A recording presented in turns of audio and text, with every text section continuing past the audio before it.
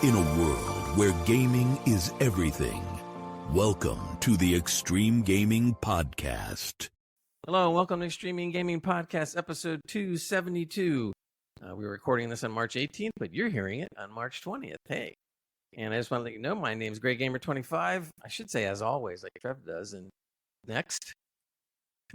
Why did you steal my thunder, man? There's some kind of patent on that. Like, the check's in the Just post, me. man. I swear I'm going to change the name to that, man. I'll tell you. Trev as always. It's Trev as always. Hello. And as always, it's Matt, Irish Guardian on Twitch.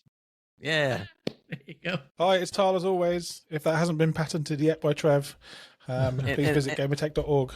If you couldn't tell, right? It's like it's right behind him, like pretty hard to miss it. Oh, yeah, so it is. Although you do look like you shrunk slightly, but, that's okay. Yeah, I had to fit it in. It's really difficult to frame up a That's camera. what she man. said. Yeah, I know, because you're the only one there, so you have to keep running him back at the camera and everything. Yeah, it's a pain. I get it. A little more tweak next time, it'll be perfect, but it's good. Anyway, to get the paperwork out of the way, discord.gg/Extreme Gaming Podcast. We've had a few people join us lately. So if you'd like to join our Discord, discord.gg/Extreme Gaming Podcast.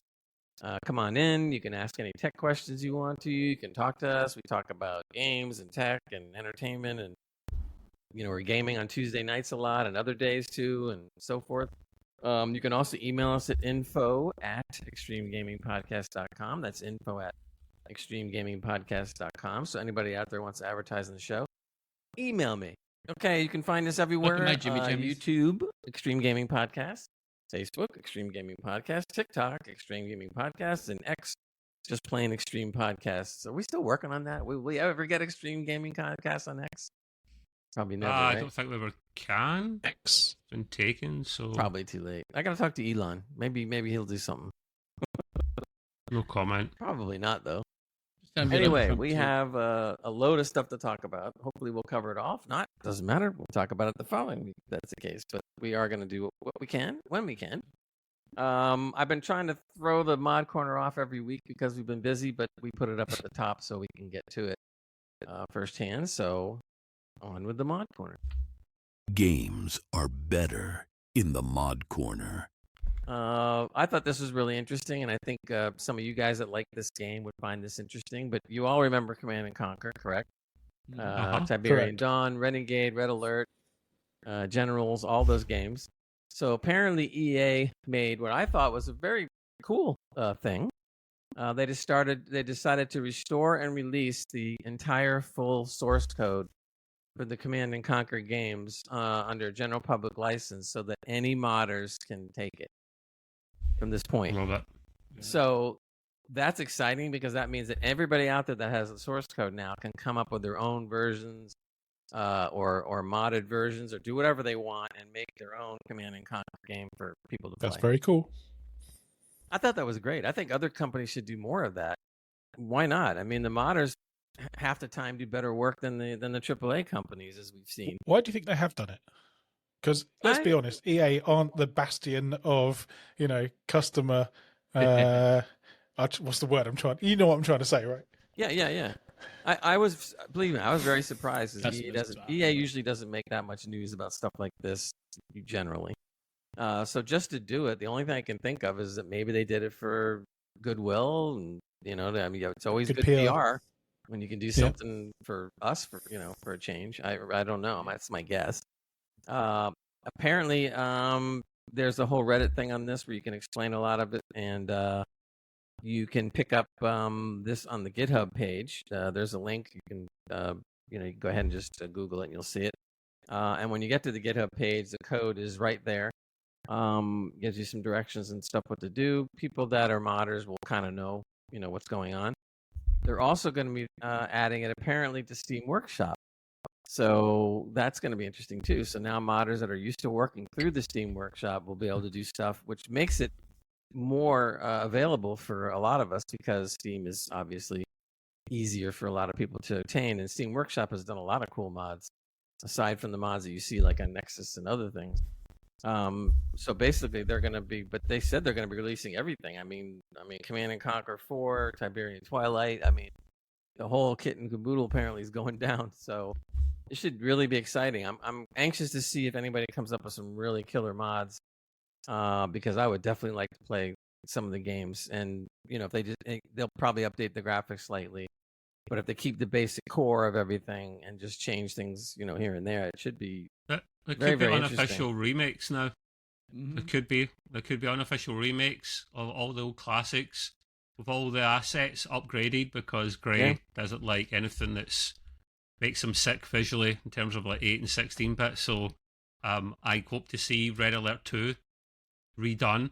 I'm not really fussed about plugging things in, as you know, because I'm very boring vanilla. But if someone wants to make the original look better, that's why I like remakes or remasters.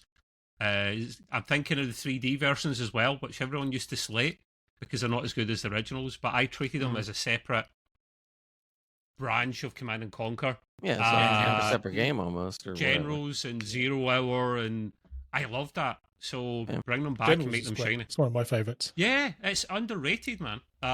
Or maybe they're doing this as well, EA, because they want to bring out a new Command and Conquer. You want to. Why wouldn't you? You've got such a following. Bring out a new one, EA, and stop making shitty sports games. I think the market is ripe for a new RTS. I really do. There's no modern RTS that is like super amazing. There's some RTSs coming down the pipeline, which should be interesting. Yeah, I remember we talked about a couple a few weeks back, didn't we? Really excited about. I can't remember what they are, but there's also been some real disappointments. Like, I'm a big Homeworld fan. When Homeworld 3 came out, it just didn't have it. Yeah, not good. Like the other two. How much did you pay for that, Gray? And you barely played it. I think I paid the full $50 or something. Oh, and I was very disappointed. I'm sitting there going, like, I'm looking forward to this, and it just ain't the same, man. And they try to do some shit and change stuff that they should never have touched. I don't know. And then even easy stuff like gathering up your units to go and fight something that's not working right, not the way you used to. I mean, it's terrible. So if some of these guys can do a good job here, that'd be great. They said EA actually created a CNC modding support pack, which contains all the shaders, map files, everything. So that's like a modder's heaven right there. So they've got everything. I'm really anxious to see what starts getting pumped out by this. I'm excited about that. The second thing I wanted to cover on the mod side of things, and thanks to Trev for turning me on to this, but apparently GTA 5 enhanced with a realistic graphics mod. And I was thinking, like, I don't know, that game's pretty old. I mean, how good could it look? And then I took a look at the video on YouTube, and I'm going like, wow, it looked almost like a new game. That's how good it is. I mean, the cars are looking slick, like they came right out of Forza or whatever, some of these other games. I think especially the cars, actually. There was one person saying that they felt that the cars were too shiny because they're always shiny. Everywhere you go, it's always shiny. I'm like, what's wrong with that? It's like you're driving a new car with a permanent. It looks really good. Yeah. And some of the people and the people that are running around and stuff. I mean, they look so much better. And I'm not a big GTA 5 fan. That's just me. But I'm actually a little tempted to play the game now. So when I see something like this, and this is just a build up, I guess, it's, to everybody wanting GTA 6. But for us on PC, we may not see the game for another 2 or 3 years. You're just so wowed by flashy graphics, aren't you? No, I'm wowed by the talent that these people have. I mean, and they have ray tracing put in it too. I mean, these people don't get paid anything. They just come in here and they make a mod. And it wasn't just 5 either, Gray. It was GTA 4. They've done the same thing for GTA 4 and San Andreas as well, at least. So there's a few to choose from. I think that's fantastic. I mean, look at all these people that don't get paid squat, and they keep pumping out good stuff. I mean, it's crazy. Passion. Yeah, you just got to hope that one of these studios picks them up and just says, you've done such a good job, come work for us. They do often. I think a couple modders ended up on the Fallout team, and I think did they not make their own studio? Maybe a couple of them did get London snapped up guys, by Bethesda, but they started up their own studio. Yeah, which is great. They should probably just put out their own game. Look at the success some of these other people are having. They should just and you can publish yourself if you really want to. Like I'm not an expert in that. I've never looked into it, but surely in this modern day and age, it doesn't take a lot of effort to actually just publish your own little indie game. In fact, I know for a fact, like Stardew Valley is self-published, so yeah. Oh yeah, of course. Anybody out there that likes the game, obviously you might want to look into this mod, but I'm telling you, it really looks good. So I think you get more enjoyment out of it. Messing with the mod, why not? In any case, that kind of does it for my mod corner. So we're gonna head into hardware tech news, and right off the bat, we go to Trev. Get your FPS on with hardware and tech news. Yes, the tech corner, the very hard tech corner. Xbox news. So I've been intrigued by this, right? Because Xbox have been getting spanked by Sony. And Gray, if you want to put a spanking emoji on your video, let it go for it. Yeah. It's up to you, right? Sure. And you could just put he's got one. You could two I'm characters. sure if I don't, I'll get one. Put an Xbox symbol over the person getting spanked, and then put the daddy as Sony with a big Sony badge over the face. But they've been second best for consoles they've never won a console generation. I think Xbox 360, they were very close to it because PlayStation 3 made an absolute arse of a start of theirs because of their cell chip was so difficult to design for until people get used to it. And then they it was the tortoise that eventually just at the end pipped the hare and won the race. So they've never really won anything. And this generation, they haven't admitted they're beat. Instead, they're just pivoting in a different direction by everything's an Xbox. Everything's an Xbox. No matter what it is. Okay, how do you figure that one out, Microsoft? But okay, that's the tangent they're going on. Xbox. There you go. It's a very good Xbox as well. If it's connected to internet, it's an Xbox. Oh, no, it's not. No. See, what you need is a sonic screwdriver there, Tarl, and you're sorted. Does Elon Musk own Xbox? It's not. No, Microsoft won't. or even he can't afford to buy Microsoft. He could afford to buy a lot of things, but that's another story. These values hacked recently, But that's political stuff. We don't get involved in that. It's just like everybody's X. Everything to him is X. Do you know his kid is named X? Do you know that? Yeah. I didn't know that. His kid was on some video I watched, and he go, and my son X. I'm going like, nah, he must be kidding. And I'm going like, no, I know. His name really is X. The guy's He's a weird guy. Yeah. Very, very strange. When that kid gets older, he's gonna be going like, Dad, I'm kind of like changing my name. Yeah. That is going to be one fucked up little kid. Yeah. He's changing his Change his name. name to Xavier or something. That's a cool name. I love that name. Yeah. I see what you've done there. X was actually short for Xavier the whole time. So Xbox are going for a different tangent. Everything's an Xbox now, and they're going to try and bring out a Windows handheld. Well, Xbox handheld, but it's probably going to be more Windows based, at least to start with. I think this is a great idea because rumours are this handheld could come out as early as the end of this year, and it's a big if. You take it with a large pinch of salt, of course you do, but the rumour is it would have similar power to the Xbox Series S, which, if you'd asked me, that thing was a bloody waste of time and it should have been a portable all along. I think it's a nice portfolio to have for Xbox because look at what Nintendo do. They have mastered it because their machine is a hybrid console. It does both. So I think with a new Xbox in the horizon and a handheld, they've got their slightly crappier model, which you can take on the go, and your superior model, which you can play at home all the time. I doubt I'd ever go back to Xbox, to be honest, you boys. Any of you guys ever have, did you ever have an Xbox in the past? Were you ever an Xbox fan? I had and still have the original Xbox, the very first one. Oh, now it's not. It just sits below my television, and gathers dust. I don't do anything with it. I did look online just to see what it was fetching in auction. You would think, it would fetch like a few bucks. It doesn't really fetch that much, to be honest. Great, bring it over in June. I'll buy it off you. If I can fit it in the bag and overcome the weight, whatever. The same price as your tickets. You get like 23, 26 kgs, man. Well, you're only here for fucking 10 days or something. Come on, you're not a woman. The only game I used to play on that really was a lot was Burnout because I just love sitting in cars. That was cool. I'd like to go back and play that. I loved the original Xbox. I genuinely did. I remember the hype over it. It was a new competitor. I was really excited. I remember the Rock, Dwayne Johnson, advertising this along with Bill Gates, and it coming out and having a massive controller, and the Japanese were going bonkers. In fact, the Asians were going bonkers in general because they're like, this is built for big Western hands, and we're like, we're smaller, and this thing is like massive in our hands. So they had to redesign the controller in Asia. It's never really taken off the Xbox over there.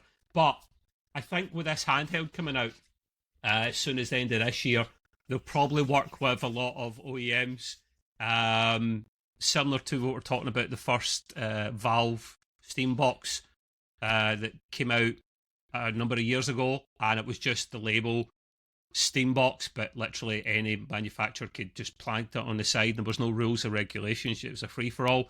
This could be something similar, but I think their ultimate plan is literally to have a similar OS or ecosystem across the whole board, and literally you can go between one and the other. That's kind of exciting to me, and it could be as soon as the end of this year. There's been some rumours in the last few days, Trev, actually, about a desktop edition of Valve OS or Steam OS coming soon.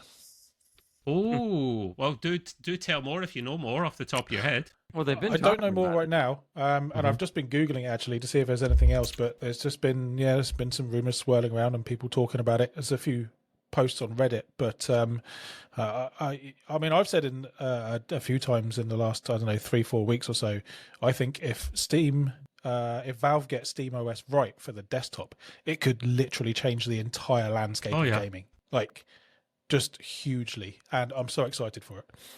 It makes so much sense. It's really, listen, I'm not a person that uses Linux. I remember studying it briefly in university. I've long forgotten how to use Linux. It's been such a long time. But I think what it does is brilliant. And is it Proton? The skin basically they've got on top of Linux for the programming layer or whatever they call it, that is genius what they've managed to do with it. They do need to get anti-cheat working with that, because some of my famous games like Rust, like Destiny 2, you can't play that in a Steam Deck because it doesn't play well with anti-cheat. So if you go to play Destiny 2 on a Steam Deck, you risk actually getting banned because they think you're trying to counter the cheating. Yeah, because you can't run anti-cheat. And a cheater is never going to allow that to be installed. Yeah, because Linux doesn't allow you to like hook into the kernel in the same way that Windows does. So it's a bit of a pain. And that's its whole point, Linux here. You know, it's very different from Windows in that respect, which is not a bad thing. Very good, Gray, leader of the Klingon Empire. Not with that internet connection that you had before, certainly not. Yeah. Klingons have better internet than you, mate. Because I have this much you'll have to be forehead rubbing now. in now. See? The real right here. See? Yeah. You guys would be proud. It's a little silly tags that we have on screen. The other thing is more aimed at my UK colleagues and friends below. I want your boys' opinion on this one. Sony is going to start leasing PS5, PS5 Pros, and PS Portal consoles to UK players for a monthly fee. Now, it is what it sounds like on the tin, but the difference is at the end of it, you won't necessarily own said bloody equipment. Now, I'll delve into it a little bit more, and then you boys let me know what you think. So, it could be digital consoles, it could be consoles, OG consoles with the discs built in, the Portal, or the portable thing, which is basically a streaming device, essentially. All these can be leased from as low as $10.99 a month. I'd imagine that'll be the normal PlayStation digital console, and it can go all the way up to £35.59 for a PS5 Pro. And that depends if you do it on a month-by-month basis or you do it on a fixed 36-month contract, you'll get it cheaper. But you don't necessarily own it at the end. It'd be a one-off fee, which I can't see the actual one-off fee, which says it all, really. What do you especially my UK colleagues make of that one? Is it a con? Is it a rip-off? A good idea? It's interesting. I mean, it all depends on the price, right? I mean, if it makes sense, if it's like, I don't know, $5 a month, then it makes great sense. But I'm sure it won't be. Well, you were already saying that the Pro was going to be like upwards of £35 just to. Is that a month? So if you want to do it on a month-by-month basis, cancel any time, it's nearly £36 a month. But if you were to do the same on a 36-month contract, fixed contract, it goes all the way down to £19 a month. So pretty much doubling it. Trev, how much At is the end the of the PS5? day, you're going to end up paying more than the machine's going to be worth. Well, that was what I was gonna. Well, how much then is the it's gonna be PS5 outdated, Pro going for in UK now? Oh, well, the MSRP is 700 still, but you can get it a bit cheaper from. So if you other go suppliers. £35 a month and you times 12 months is $420. So for under 300, So you in could buy pounds. one. So with all that. in just under 2 years, then you would have paid it. You would have paid for More your than a new one. yeah. Yeah, Usually leasing needs to be, somewhere in the region of 3 to 5 years rather than less than 2. So that doesn't sound like a good proposition for me. Sounds a bit expensive. Coming from Sony themselves, they basically are saying that it's designed for those that are financially challenged, aka skint. They will be, and they at the can't end of it. afford. Exactly, but they don't tell you the one-off fee, right? See, I'll give an example. There is a thing in the UK that you boys might have heard of called the Cycle to Work scheme, right? I have taken part in this numerous times, and I'm currently in a scheme at the moment. And for those outside the UK, it's literally you can get a certain Have a tech amount. one as well.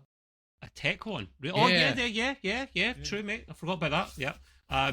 You can get a bike, and you pay it up over a year, and it comes out of your salary each month times 12. Before they factor the tax in. So essentially you get the bike tax free. So I would put a bike in for like £1,900 there in December, and I will end up paying about a third less because I won't pay any tax. And it means the rest of my wages don't get hammered by more tax as well. It's essentially the similar kind of thing here, but at the end of my Cycle to Work scheme, I pay a one-off fee to own that bike, and I know what that fee is up front. And it works out good for me, but they're actually not telling you what the fee is here. I think that's kind of not really cool because, say that, right, I've thought of one good use for it. You maybe only want it for a couple of months. Maybe you have got a few quid, but you don't want to spend a lot. Maybe you've got some time to kill. Maybe you're working on an oil rig or something. Like you're going to be away from home for a bit. Maybe you want to have a short party. period of time. You want to have a party for one? Yeah. Hire a console. You don't want to pay $400, $500, $600. So, I think it's a rip-off. It's not for me. It reminds me of the Xbox plan. They probably had this in the States. An Xbox plan was when it first came out, the current gen Series X and S, was you could pay an overall fee, say over 36 or 24 months. I think it was 24 months. And you would get Xbox Ultimate, which is online cloud, console, and PC, and it's the Game Pass that we all know and love. But factored into that was the price of the console as well. So at the end of the 2 years, you owned the sucker.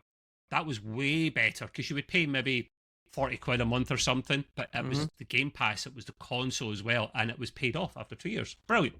This, I think, is a rip-off. Not for me. But how often does a new PlayStation come out? Roughly? Every 7-8 years. Okay, never mind. I thought of an idea where it could be worth it, but not with that span of time. I just found online that they're not actually. They're saying that they typically doesn't require a one-off fee. They said that they're just going to stay with the monthly fees instead. Yeah, so you can never own the thing. Then that's even worse. That is, yeah. Why? Yeah. You would never do it for the 36 months. That's just madness. But for the flex month by month basis, that does make sense for a short period of time. Yeah, I think if you're never going to be in a position where you can afford to spend 700 quid on a PS5, then at least it's an option, right? It's not a good option, but at least it's an option. But you'd be much better served just saving your money up and being patient and waiting and then buying it yourself, probably. I think what's going to happen. New to PS. I think what's going to happen is that they looked at the market and decided that there are people out there that will do it because they don't want to spend that 700. They probably would never be able to save up enough to buy it because there's other things they do. But they think psychologically they can afford the 15, 20, 30 a month. And I guess if you look at it that way and they want to be able to play on it, then it's cool. But they could end up making real good money off of this because like anything else, when you go to a plan like this, you're definitely making some money. And you're taking a machine that somebody used and then they turn the machine in and then you just refurb it a little bit and send it right back out again. So that means you're making more money off a machine that's being used and used and used and used. That's a point you bring up, Gray, actually, which the article I have doesn't touch upon this.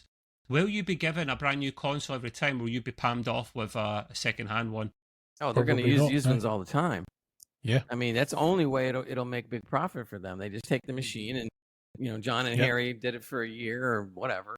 And they take it, refurb it, polish it up, and send it back out there. Yep, give it to the next one. I thought you say turn that some bit sideways and stick it straight up your candy ass there. So I thought you were going for the rock comment there when you started that one, Gray. It is as cheap as £11 a month, certainly, and I don't think this is. That's not too bad. It's done in Japan, I think. Japan and the UK at least. I don't think this is done in the States, which is surprising because it's a massive market for Sony. But hey, not for me. It might suit some people. 11 is not offensive, right? That's not an offensive amount of money. But 11's only for the standard. You're not going to get the Pro. But that's for the PS5 digital, which is actually pretty cheap. I say cheap, it's like £300 something. It's way more affordable. Yeah. So if you look at it that way, Taro, for several months, you then go, couple of months, yes. Think of it like how we buy phones, right? You can just buy the phone outright. Or like most people, they get them on contract where they pay a monthly fee for it. Yeah, but you own it at the end. You don't pay anything outright for it. Right. Yeah, no, true enough. But I don't know. I'm a bit conflicted on this one. And depending on the kind of account you have with some of the people, you pay no interest either. It's just equal payments across 2-3 years. Yeah. So the deal, if they did a deal like that comparatively at PS5, then it'd be great. I mean, if you were paying a certain amount, knowing that you would own it at the end of 3 years or whatever, that would be okay. The last quick thing to mention this, guys, is it's a company. It's not Sony doing this directly. I mean, why would they want to get involved in that? They're washing their hands in it and giving the dirty work over to someone else. It's a company called Raylo, Raylo, and they're basically dealing with this on their behalf. It does say here, though, Matt, not to counter your point, it's maybe an in-between point, that when the lease ends, they have the choice to return the console, continue paying monthly, and playing, I guess, or contact Raylo to discuss potentially buying it outright. Give me your best offer, kind of thing. Well, it's used. So well used. Well, used. See, that's another moneymaker right there. Let's say they give it to a whole bunch of people and it gets used like a lot, right? For over the course of a year or whatever. Then they sit there and you just, again, shine it up, refurb a little bit, and then they sell it at a really good price and make more money. So in the long run, they're making a bunch of money. Yeah. Oh, yeah. No doubt. It'd be good doing that with the highest spec one, with the PS Pro. Yeah, and go from 100% I would, man. They're not cheap consoles. But yeah, we'll move on from that. Probably spent far too much time in it. I found this interesting, and you can all chip in your opinion. I'm also wanting to hear Taro's opinion on this one as well, because he's a bit of a hardware geek as well. FSR4, the new shiny machine learning from upscale machine learning from AMD, which is available on their latest gen cards now, is said to have been co-developed with Sony. Now, I find that fascinating, but it does make a lot of sense to me because Sony work closely with AMD. So do Xbox as well, to be fair, but especially Sony, because it's always been AMD chips that have been in their consoles since forever. And they've been working closely with them to get their own customized version of SoC chips in their actual consoles. And they're obviously got their own version of upscaling, which is PSSR, or PISR, as the boys like to call it. So it did make a lot of sense that this was going to be something that Sony would be involved heavily in. And we could very well in the future have, I can see Gray's probably going to start changing leader of the Klingon Empire to Pisser Fisser or something. No, I know him too well. I can see him typing there. Of the Klingon. So, yeah, I think, well, I don't think, it's highly likely that FSR4 could actually be in the PlayStation in the future. Maybe not as soon as PS5 Pro, although it's possible. Maybe PS6 could have that in there, or a future version of it, because they've been working so closely together. And there's that, I've forgotten the bloody name of it. Mark Cerny, the lead architect of PlayStation, said recently to Digital Foundry that a lot of the top companies in that field have been working together on machine learning and AI for gaming going forwards. And I've forgotten the bloody name of the group they called it. Begins with an A, but a bunch of them are in it. Xbox, Intel, AMD, they're all in the same bed there in that respect. Boys, give me your opinion on this one, especially Tarl. Do we all still hate Sony? Do we like Sony? Is it the right move? Is it a bad move? I'm just not sure why it's necessary. I mean, could they not just use the FSR4 version that has been created, like in conjunction with AMD? Or are you saying they're going to be creating their own kind of standalone version that works only on the PlayStation, or what's... I'm not sure I'm getting it, is what I'm saying. Well, they both work together as a large, big team to actually create FSR4. So Sony do need to take a bit of the credit for FSR4 being a thing. But it is something they could possibly technically use right now, because they have an AMD chip after all.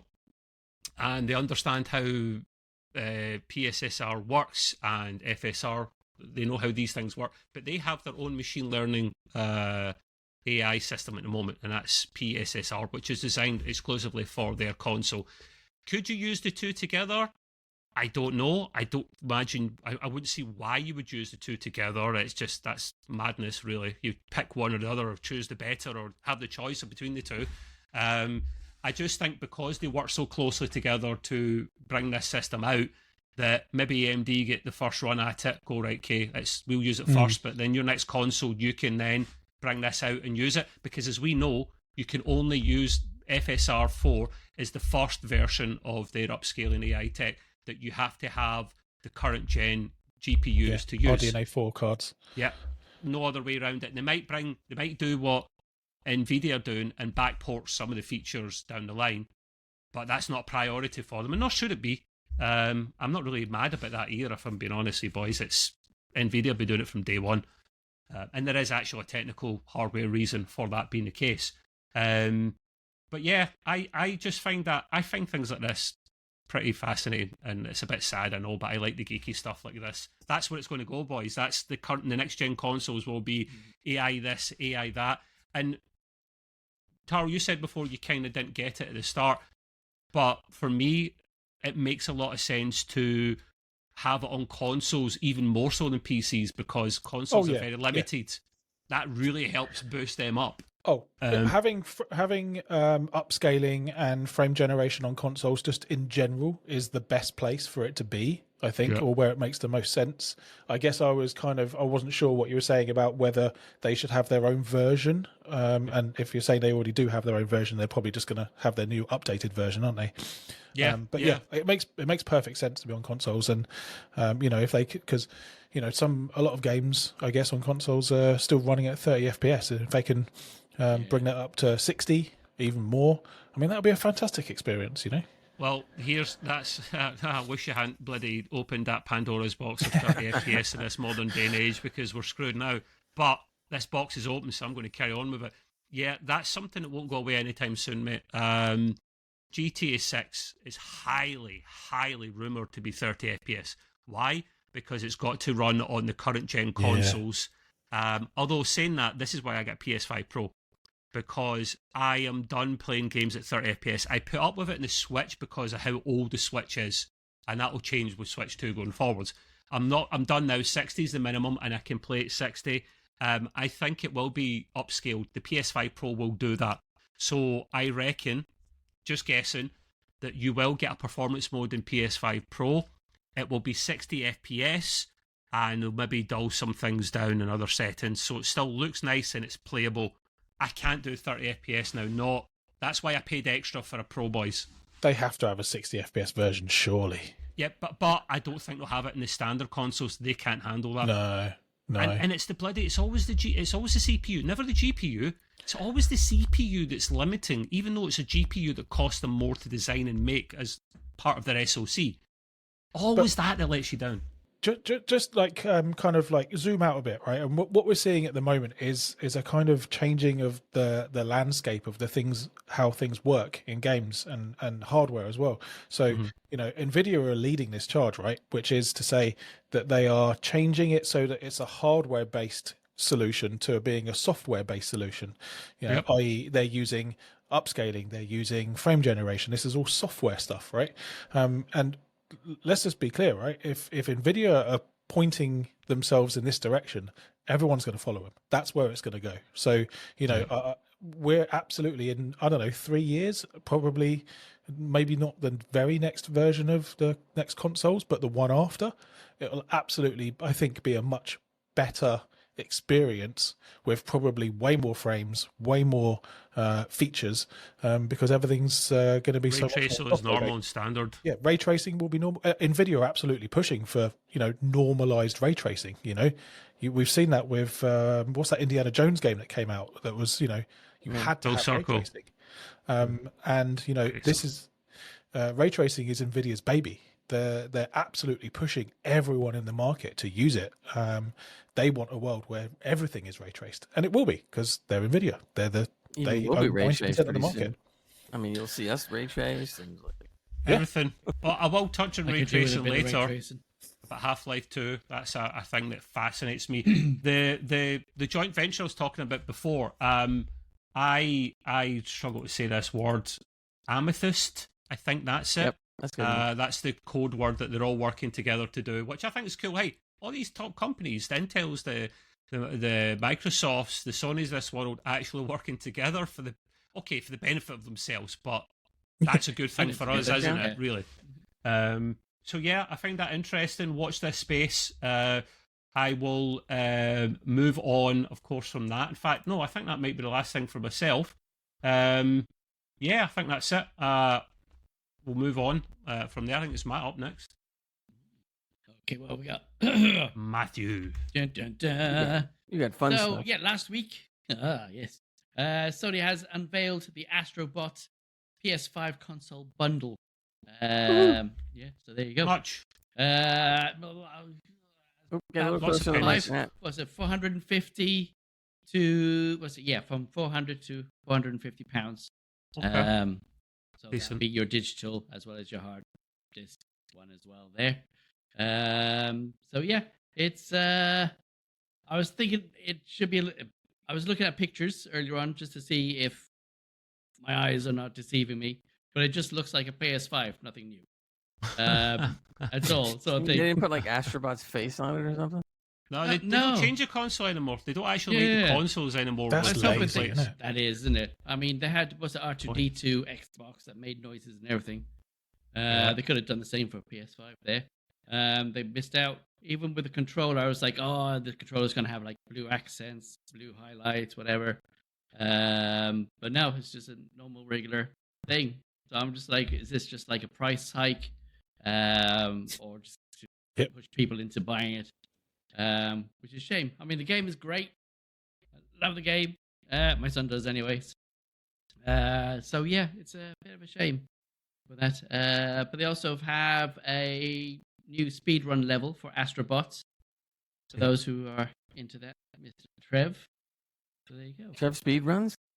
Yes, that's it. Absolutely. I'll be talking about AstroBot after Matt, like for sure. Matt, cool. Matt, do me a favor, bring the mic closer to you because you're getting cut off. Yeah, you keep cutting out. Well, not your nose. That's good, actually, in a way. Perfect. You told me to hit it. Oh, that's the way I do it with mine. There you go. Like that. There you go. How's that? Much better. Follow Mr. Gray. Look. Yeah. He almost wears it like a hat. He almost like deep throats that thing, man. It's right close to his mouth. He likes that. There we go. Now Gray's the only one that's quiet now compared to everyone else. Everyone else is the same, apart from Gray. I may have knocked the volume there. Oh, good. Somewhere down the road. You're good. Thank you. Yeah, so that was with the PS5 AstroBot. Bit of shame that they didn't do anything exciting in there, but maybe somebody can and teach them how to do it. And you save a little bit, Matt, probably. I haven't worked out what it is, but I'd imagine it's probably something like 20 quid or something, isn't it? It's usually never much. Yeah, it's about £50 difference. Laziness. Yeah, absolutely. So enough of that, because that's coming up later on, because it's an awesome game. Yep. Now we're talking about upscaler mods. So the modding Mod. community, yes, Oh, has you a took name. Gray's thing. Oh, I wow. did, yeah, yeah. Okay, no. Take it. I own it. Booyakasha. There we go. So yeah, this enables AMD FSR 4 in DLSS games. Yeah, so in a milestone for PC gaming modders, I'm going to move this over there for my notes. You know, I deleted this last week. I had to go and try and restore it. Yeah. Typically of me there. There you go. So modders have developed this OptiScaler mod, which adds AMD's Fidelity FX Super Resolution support to games previously limited to NVIDIA's DLSS. This groundbreaking tool allows for FSR 4 to function in any title compatible with DLSS 2 or newer, as well as Intel's XESS. Six backwards. There you go. With a stutter. That one confuses me With as a well. stutter, Intel's yeah. one. It's excess. Does not roll off the tongue. Yeah. XSS. Yeah. See, it's another. Wait, Told you it was cold. It's another Elon Musk thing. It's an X again. I mean, what's going on? It is. These Come on. X's are coming up everywhere. I know the feeling. Oh, yeah. So FSR 4 exclusive Wait, AMD's Radeon. Coming up. I know the feeling. Okay, go ahead. Yeah. Oh. I got a feeling. Hey. Yeah, so exclusive to AMD's Radeon RX 9070. There's too many X's everywhere. And 9070's XT GPUs. It enhances visual quality and performance, especially in its performance mode. OptiScaler also brings features like frame generation and anti-lag to games lacking official support for the boosting performance. Yeah, I think it's brilliant. How do you Leave it to the modders. How do you install it on the console? There's a way to do it, I guess. Yes. Yeah. Okay. There's a way. I don't know what that way is, but hey. I don't know what the way is. If we say what it is, we can't Yeah, say. You have to Google it for yourself. Probably just take a USB and jam it in the back. And Yeah. The views of Grey Gamer are not necessarily that of everyone else on Extreme Gaming Podcast. Please sue Grey, don't touch us. Yeah. We're unaffiliated. Terms and conditions apply. It's all talk. So there you go. So while this revolutionary upscaler isn't officially supported by AMD, NVIDIA, or Intel, Of course not. so it may encounter bugs, stability issues, or anti-cheat conflicts, a bit like the old Steve Maroney and all the rest. Translation So will never run on the consoles. Yeah, that's it. Despite these caveats, the mod is a major step forwards, broadening the adoption, either one, of AMD's advanced upscaling technology. There you go. I think that's pretty cool. If they can pull it off and the console doesn't barf on it. Then Absolutely, yes. At least you get some of There's the a lot of cool things stuff and- about mods today. I like There that. is, yeah. Yes, The modders are making know the about it. gaming industry a bit better and easier for us. that's Thanks, right. modders. And they even Yeah. have their own corner with me. Yeah. All right, we're Good going to luck, move you on to modders. game reviews. Technically, something that Trev's talking about later is also a modder thing. Yep, but we won't get that far yet. Especially just if we very don't end up excited. getting that far. Spoilers. Ooh. Very excited. I'm not going to say what it is. I'm just very excited. All right, we're going to move I on. know what it is. No. We're going to move on to game review now. And we had mentioned and talked about just before about AstroBot, but apparently Trev has actually played it. So I have. go ahead, Trev. I actually played my PS5 Pro for like once or twice in my life. Expensive bloody toys sitting under my TV. This was the game of the year last year, may I add. I'm really, really happy for Team Asobi. They have made a wonderful, wonderful platform game that just puts a smile on your face and fills you with happiness and joy. It's not stressful. It's not full of sweaty little teenagers trying to dominate you and teabag your mum and all that kind of bad, good stuff. It is essentially a friendly platformer. Think of like Mario Odyssey, Super Mario Odyssey, something like that. This ties into the AstroBot game that came free with the PS5 at the very start, which I only really touched. And the reason it was cool was it literally tied into all the new features of the PlayStation 5. So the DualSense controller, it would vibrate. The haptics would be so on point. It wasn't they put a decent haptic motor in it, basically, pretty much what Nintendo do with their Switch. A really good one, and it would pulse at the right times. And because it obviously had a gyroscope in it as well, it would literally, an accelerometer and all that, if you would move it from left to right, it almost sounded like the little AstroBots themselves were stuck in the controller at one point, because it's got a little speaker on top. So you would shake it and you could feel, it felt like something was in the bloody controller. And you'd hear these little AstroBots like kind of screaming and making noises and whatnot. And it was just, it does everything like subtly. You would even go on different materials, and you'd be like, that actually feels like I'm walking on metal. And I know that sounds bonkers, that statement. It does. But it obviously expands when you go into the full-blown game. This was effectively, the free game for the PlayStation was effectively a demo, like a demo plus, if you want extended version. And then Team Asobi literally went and made a complete edition. Now, essentially, AstroBot is Sony's mascot. Just like Sonic is Sega's, Mario is Nintendo's, and so forth. AstroBot is more of a newer mascot. They didn't really have one until the PS5, and now they do, and they're going full guns with it. They've expanded to, it's maybe 15, 16 hours or so that you can go through it. You can speed run levels, but the premise is you've got to find all your pals, all your little AstroBots. You, at the start of the game, literally fly into the solar system or the galaxy on a PS5. It's literally your ship. It's literally your spaceship, and the bad guy takes it out and it sends it flying, and essentially you've got to complete a zone with multiple levels in that zone. At the end of each zone is a part that you can get by trading in enough AstroBots to repair the PlayStation ship, mothership thing, to then fly away. And in each level you could find so many bots. If you're really sneaky and you want to get that platinum trophy, and I do not give two shits about trophies, then you get every single AstroBot, including the hidden ones, and some levels will actually have a hidden portal that will take you to a Lost Galaxy with another set of AstroBots. So it's nuts. But Team Asobi have been adding more and more free content since it came out last year. They never charged a penny, no DLC, nothing. They just add in these extra bots you can find in extra levels. And as Matt said, you can speedrun it as well. This is the type of game that makes sense to speedrun, because you can literally go batshit crazy. You can go fast if you want. I don't. I take my time. I want to find all these bloody bots. And you will get a bad guy at the end of each zone. Now, I've only played some of this game, so I wouldn't say it's a full in-depth completion type deal, because it's not for me. But I have completed a couple of zones, and the bad guys are pretty...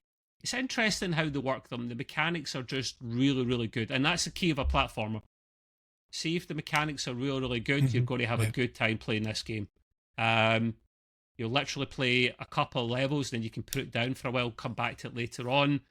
I think the first boss I came up on was an ape, and he literally would try and punch you out the way. He would try and thunder slap you, like when Superman does the slap thing, try and do that to you.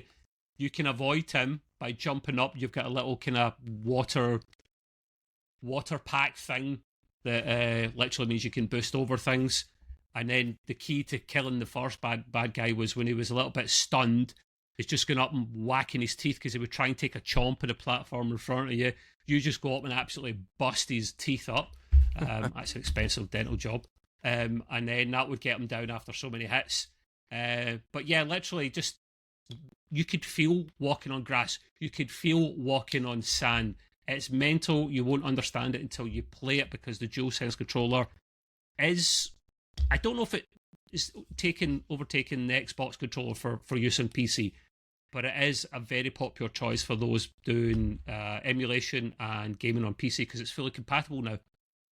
So that is a thing. So, Game of the Year, buy it if you haven't already. You'll get a copy of it pretty cheap as well.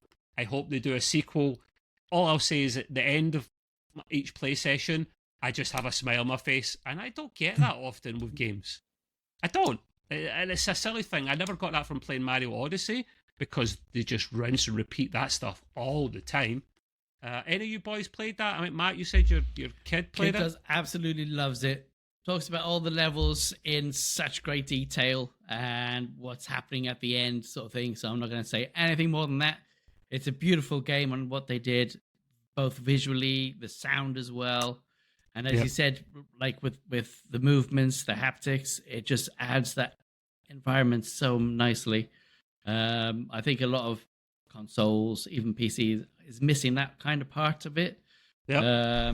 For now, anyways, that might change. Who knows? I guess there's a reason it won Best Game of the Year. And they won a couple other categories too, so they kind of swept a lot of that. It beat out some strong competition. Yeah. I'm so bloody glad Rightfully that so. Yeah. Elden Ring's DLC was potentially going to win, and I was like, no, that's disgusting. It's a bloody DLC. That is wrong. Yeah. Have a DLC section then. Which they're up against. I think they're up against Black Myth Wukong too, right? That was one of them. Mm-hmm. Yeah, well, that was strong contender, and I wouldn't have been sad if that won it either. I haven't got around to playing that yet. No surprise. Matt, I take it your kid has beat the game already, yeah? Yes, yeah. Even did the the hidden items levels. Has he got a platinum trophy? Did he get the platinum trophy? He may not have. If you find every single bot, I think you do get it. So because some of them are hidden. But yeah, my console plays it brilliantly because it is the PS5 Pro. The thing is, usually you get the choice of turning things on and off on the Pro version, but the Team Asobi don't give you this. They just give you the best version. So I believe it is 60 FPS, 4K 60. There is a bit of ray tracing in there, but it is native 4K 60 FPS, which really helps. That should be the norm. I can't believe we're celebrating that as some kind of miraculous thing. That should be the bloody norm. Yeah. For years now, but it hasn't been. But yeah, I haven't beat it yet. If I find out anything interesting between now and completion that I feel worth talking about, I'll jump on. But it is Game of the Year for a bloody good reason. And considering you can only play it on one console, that is even more credit. It isn't a game that's across all platforms, just one console. You can't get this on PC, right, at least yet. Maybe. They'll probably port it. Make some money. Yeah. Probably at some point. But yeah, that is AstroBot. Go out and play it, guys. All right. We have more games. One thing's been happening, especially last month and onward from here. There's going to be a lot of games coming out. March 20th is Assassin's Creed Shadows, which I can't wait for. So I'm hoping it's going to be as good as I keep hearing about it. And also, I think we have Adam Fall on the 27th, and there's a bunch of games in between. So Matt played a couple of them, so take it away, Mr. Matt.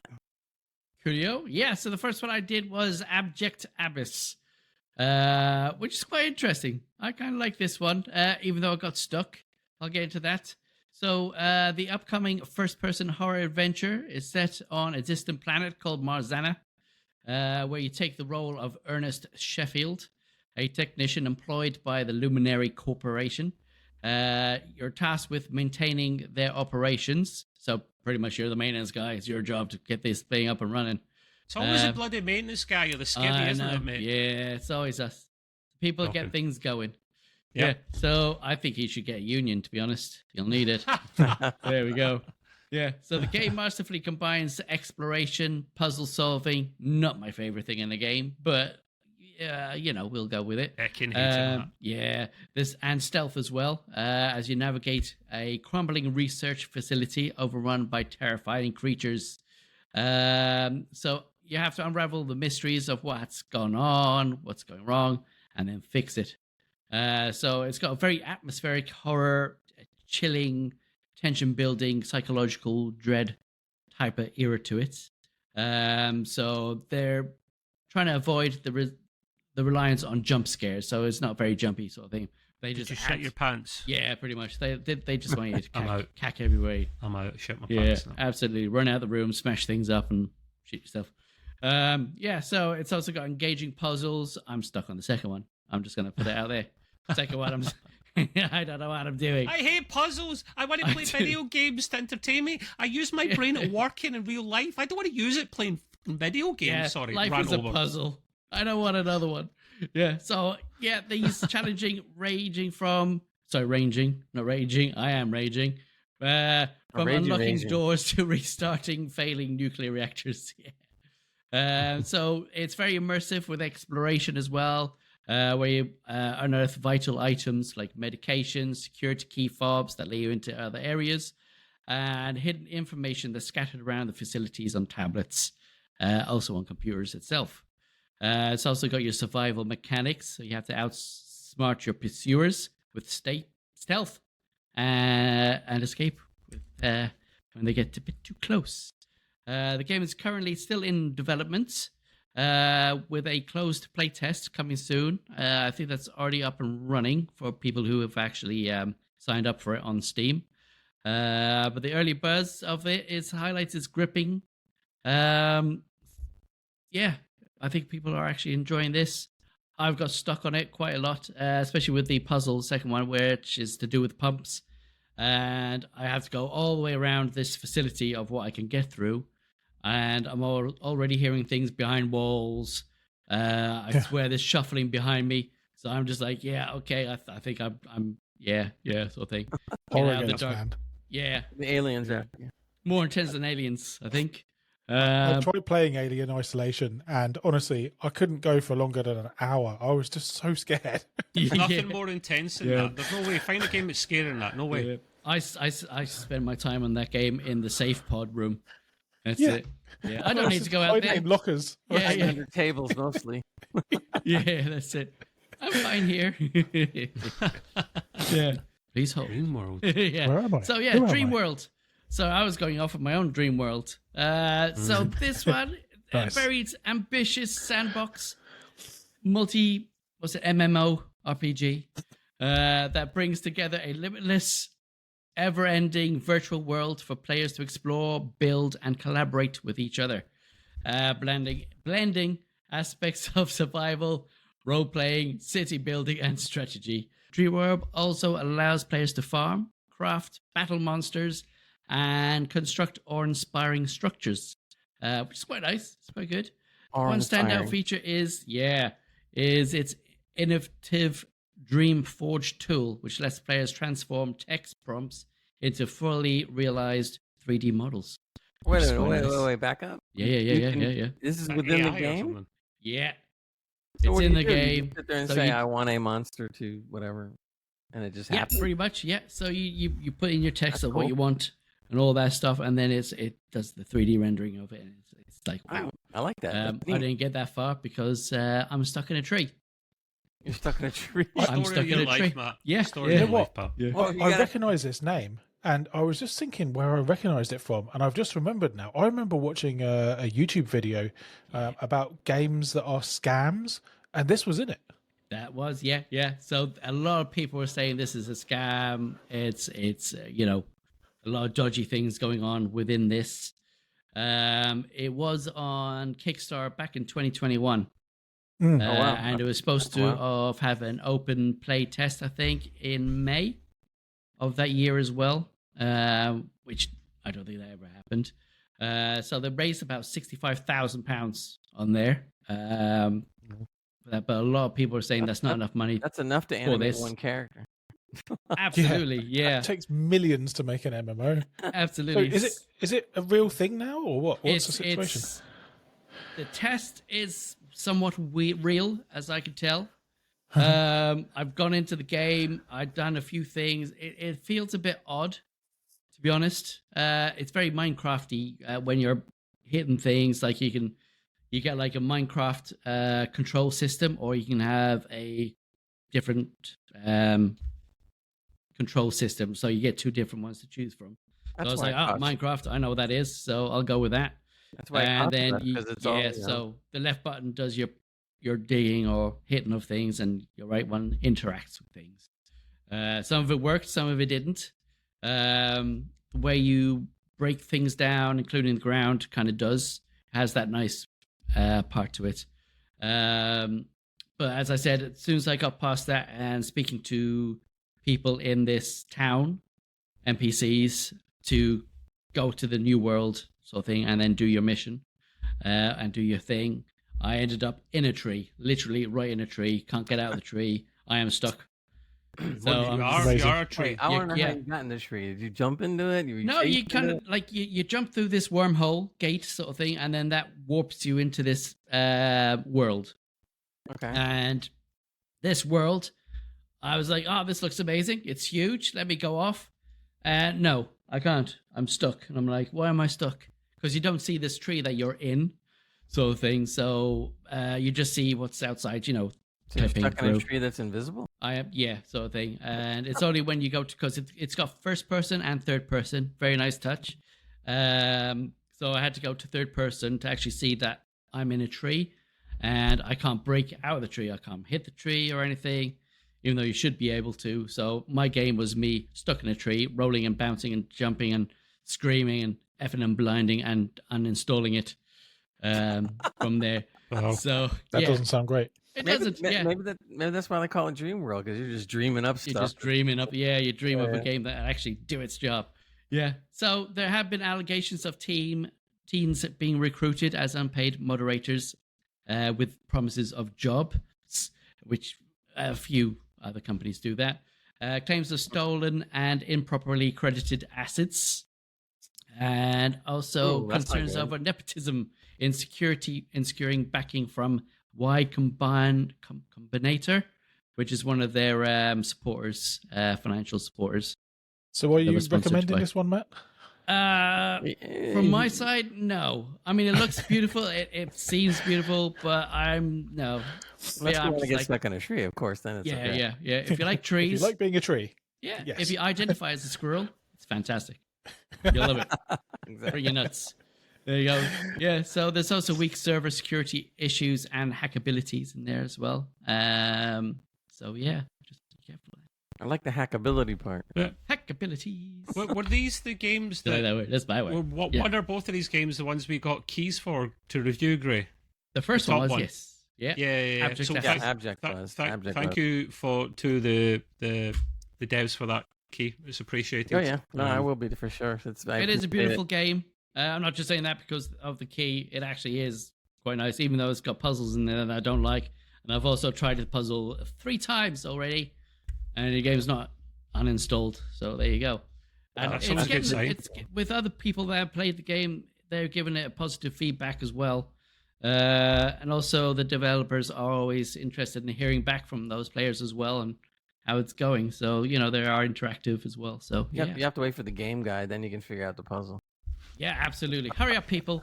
Get past my That's puzzle. right. Crack this thing already. Yeah.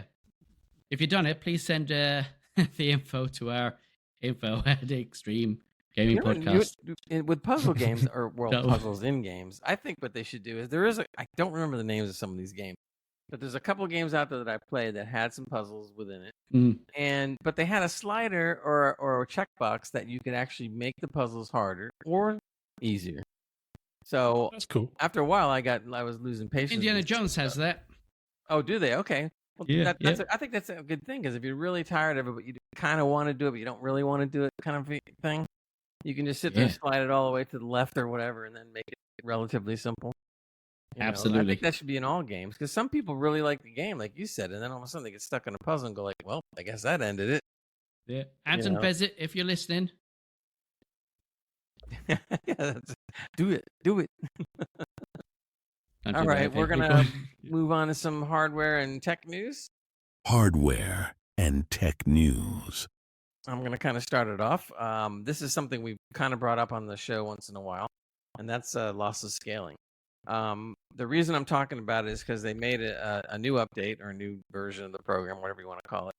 But this is quite different from what they've done previously. The program is still available on Steam. It is only like $7, which is crazy low price.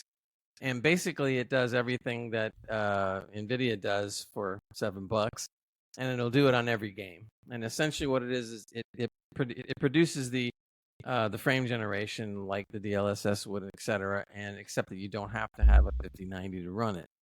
I know sometimes if you're only hearing this for the first time, it sounds impossible, but it's not. And I've done it before. Now, I was using the previous version before this one came out, and essentially, you only had pretty much 4 choices. you could do 2 or 3 choices. You could do 2x, 3x, or 4x. So 2 times as many frame generations, 3 or 4. There really was no in between.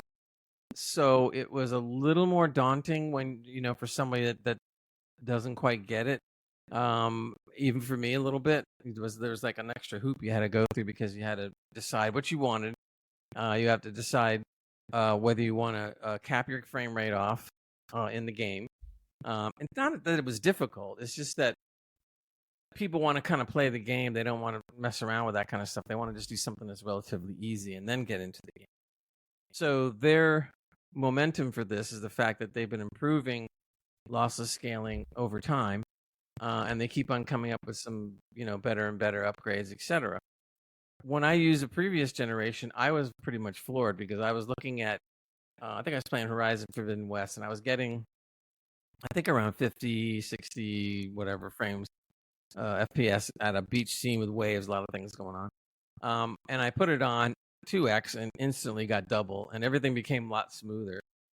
It's hard to see these things on YouTube. You can see how much smoother it is when they get it to 60 frames, if they're not getting 60, but now they are. But because YouTube is a limit of what you're seeing with your eyes is only 60 frames on the videos that they show, there is no way you can get a true feeling of what the FPS is and what the frame generation means in all these games using the software unless you do it yourself. And for $7, to be honest, it's the best investment you could ever make for $7. Ray, does it have any limitations? Like, does it, for instance, not work on games before, I don't know, DirectX 9 or something like that? Or is it literally everything? Everything. Any game you want to play, you can run it on. It's always a catch, Gray. It won't be as good as DLSS. Some of the older games can run. It's not as good as DLSS or FSR, but I don't think it'll ever be. Let's go into that a little bit.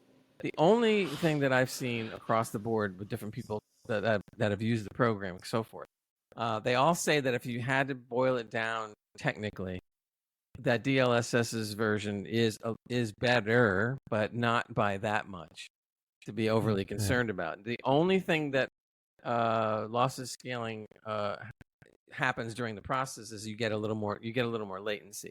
Now, before you go off your wagon and say like, well, latency, that's not good. It's something that is tolerable and you can handle it. It's not something that's overbearing.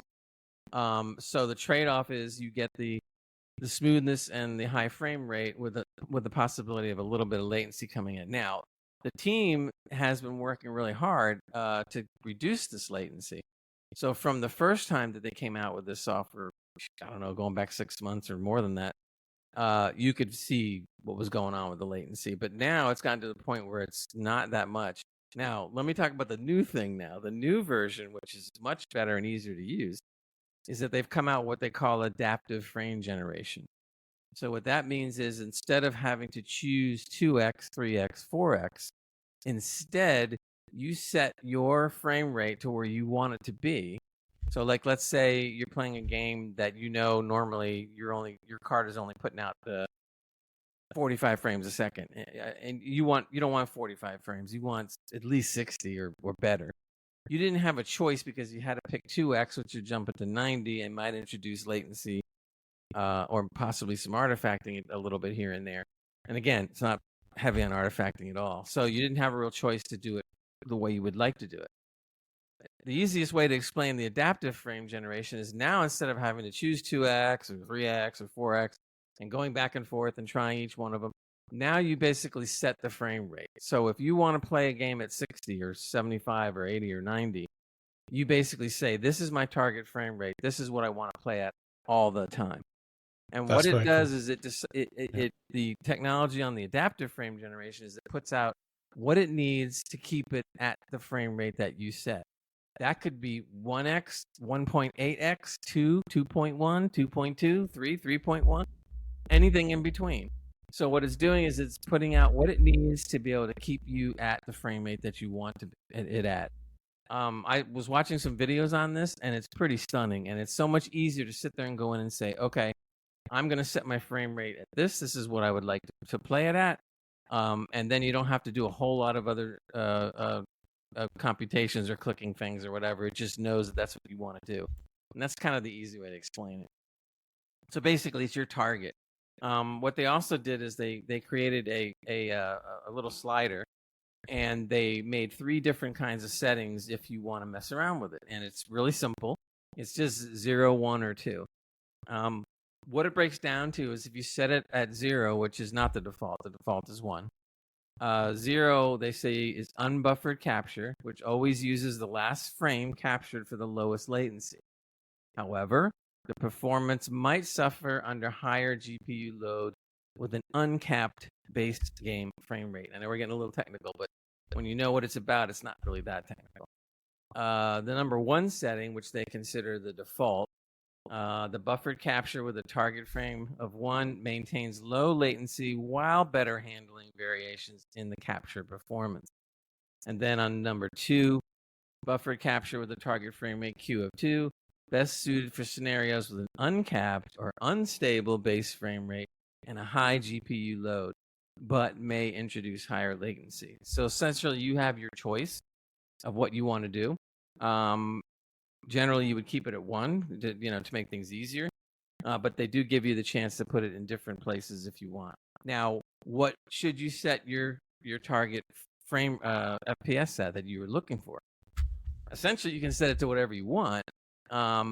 The rule of thumb that they were giving is depends on the hertz of your monitor. So if you have a 60 hertz monitor, you probably don't want to go too much past your 60 frame setting.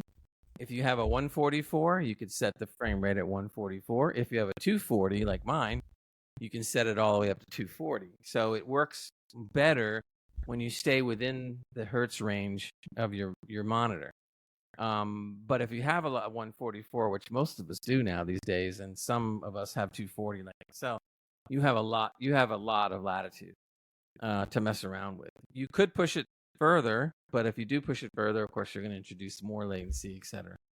But in watching this play and is used, it opens up the whole world for players that don't have DLSS4, that don't have perhaps high-end machines. Hell, they don't even have a mid-range machine. And you can run some of these games with using the software at the frame rate that you want, and it looks great, is great. So I think these guys are genius. I can't believe they sold for $7. They should have at least doubled it or something. But that's okay. So I can tell you right now, go out and buy it for $7. It's worth screwing around with, and to see what you can get. But the results, because I've done it before even Adaptive, I did it and I liked it. Now with Adaptive, it's that much better.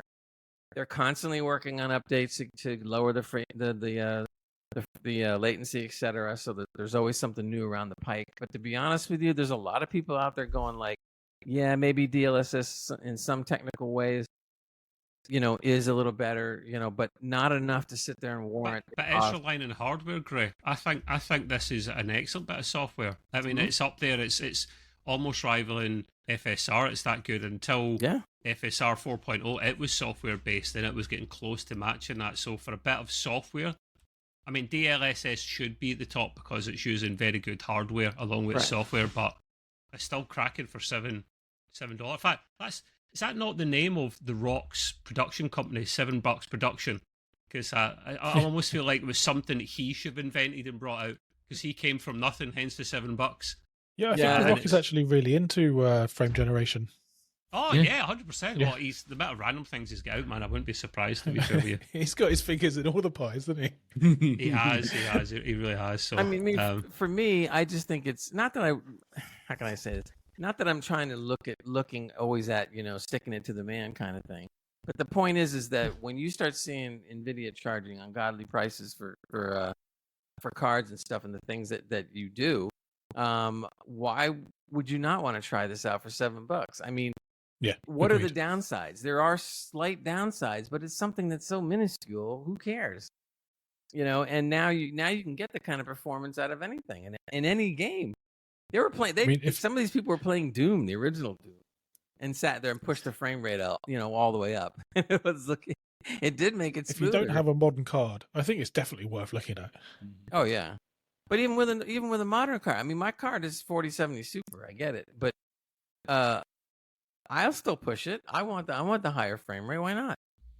And even if I'm pushing 100 frames or something like that, I still want to try to maybe mess around and go 120 or 150 or 240 or just to see what happens. But I think these guys have really done a wonder, and I think it's fantastic. They should keep it up. I changed the notes around a little bit, Tarl, because I wanted to get you in. So we're gonna stick with the hardware tech news, and I like what you have written here on the notes. You go board of GPU. So go ahead. Oh no! What? Is this a rant? Is this a rant? We like rant segments. No, this is not. There's been a miscommunication. That's my bad. I'm literally bored of CPUs. I don't want to talk about anything today. All of the tech news is still just in my area anyway. Is all GPUs, and I'm just a bit bored of it. So yeah, I wrote that. I should have written. I don't want to talk about anything today because I'm bored about GPUs. Too bad. So, You got to talk about it now. Flesh it out. Let's go. I thought it'd have to be a rant, man. Yeah. Yeah. So, Tarl, why are you bored of GPUs? Okay, that's great, Tarl. Thank you. Yes. That's it. That's all I have to say. I'm just bored of GPUs, and I don't want to talk about them anymore until there's something really interesting. I think I'm just going to be next week. I think I'm going to focus on non-GPU content. I think what there's nothing going to be great with GPUs until they come out with the 6000 series card or the next generation of the AMD stuff. I'm waiting. I'm waiting for the all AI card because it's going to come, and you're not going to need half the crap that's in the card now. Yeah. Well, I think that's what I was just about to say. I did see one thing that just caught my eye, and it's that there could be, this is just a rumor, a new generation of NVIDIA RTX Pro Series cards, the Pro 6000 Blackwell, with as much as 96 gigabytes of memory. Wow. So that is out and out going to be an AI card for the consumer, no doubt. even though it's a pro card. It's not their real pro card, but it's going to be in the consumer line or prosumer. But yeah, that could be really interesting. My so much for not talking about GPUs, huh? Yeah, I know. I caved. I'm sorry. He's done X to us. Lied. My prediction is that car will cost $6,000. Oh yeah. That would literally be the minimum, Gray. 20 boxes of eggs. Yeah. Nobody will own it anymore. Let's not 4 compare pints of milk. to dairy products again. No. I'll be going. I'll still rock my 4070 Super. Thank you. I don't need it. But that's it. But basically what I'm saying is I have nothing to talk about today. Okay, good. Then we won't talk to you anymore. Okay. No, only kidding. Bye. Wait, I've got a thing later. I've got a thing later in games. You do. Oh, I know. I see it. Oh, you should have pushed that up. Well, we'll get to it. We'll definitely get to it. All right, we're going to move on to game news. Game news. And we're going to let Trev take it away. There not be the sound effects for game news because that was shit. Game news. No, well, I will have the second news. That'll be in there. Yeah. But in any case, go ahead and talk about your game news there, Trev. It's time for game news. Yes, yeah. Some sales on at the moment, some new additions to Game Passes and whatnot. I haven't got I've got it down here. The Steam Spring sales on it. It's been on for a number of days, maybe as long as a week now. And often they're pretty pants, but they realise they have to start competing Steam with the CD keys of the world. So There's some good ones. Yeah, no, there is. If you like playing with your wand, and that's not a euphemism. Hogwarts Legacy. Sorry, I always take piss at people who play that. I can't help it. 2-year-old game now, which I'm surprised, but very popular, very positive reviews on Steam. It is down to £12.49 at the moment, so probably round about 15 or so doll hairs. Trev, can I shout one out while you're in this Steam? I may get to it, but you may go for it. Undertale, which is one of the greatest games of all time, is selling for, I think, 69 pence on this Steam sale. Is that the feature deep discount? It is. There it is. Yes. 69p. Right. And it is a wonderful game. It's amazing. The feature deep discount section is a kind of newest section to these sales, and I like it because that's where you actually get the interesting stuff. So Undertale, like the man said, 69p, so probably a couple of dollars. Can't go wrong even if it was awful, and I'm sure it's not if Taro approves of it. Battlefield 1, which was probably the last decent Battlefield. Was that the World War II one? World War One. One. One, wasn't it? World War One. The Great War. £1.74. You really can't go wrong with that. Elder Scrolls at £1.59 as well. Conan Exiles £3.39. Doom 2016 £1.59, and one game that I picked up. I'll buy that for $1. Well, $1.59, but yeah. One maybe I picked up, Anno 1800 for $4.99. Oh yeah, I got that too. That's a great game. Cheaper than CD keys, and actually, I'm tempted to pick up some more Annos before the sale ends because the Anno 1800 has got really good reviews, whereas I'm interested in the futuristic one. It's got mixed reviews. 22 or something? 22. The latest one, it's got mixed reviews. Yeah. There's quite a lot of DLC though. What if you buy everything? It does rack up. Oh yeah, time to play all this. That's the problem. Gates of Hell, $2.99. What you saying there? To interject for a second, on the Anno with all the different little DLCs they sell, you really got to look at them carefully and look at the ratings because some of them people out there really like, and some of them are like. Just said that. So you don't have to get all of them, but no, of course not. Gates of Hell, shoot 'em up, $2.99. So there's stuff that's is a lot cheaper. Let's say some of the most up to date stuff is cheaper as well. Dragon Age Veilguard, which is actually on the PlayStation Game Pass at the moment, only $25. So loads there. Just go in and have a look through. There is actually some genuinely decent bargains. Battlefield 2049, £3.99. The one that failed a little bit. Yes, new additions to PS Plus at the moment. I'm excited about this because this was a game I was tempted to pick up. I know I don't need to because I have the PlayStation Pass. We have Prince of Persia: The Lost Crown, the 2D platformer, which looks pretty cool, which is from Ubisoft. Ubisoft done a thing. They done a thing, and it was good. So more of that, please. I would love to see that. There's also EA's UFC 5, which I'm guessing is the sport thing. Yeah, mixed martial arts. So there was a bunch of other things on the Game Pass. I only shouted this one out because it was the most popular one, but March's games, which I think they'll be still available for a little while longer. Dragon Age: The Veilguard, I just mentioned a moment ago, is on the PlayStation Pass. If you have it, that game seemed to crash and burn. I don't know why, because I know why, because I played some of it. It was bad.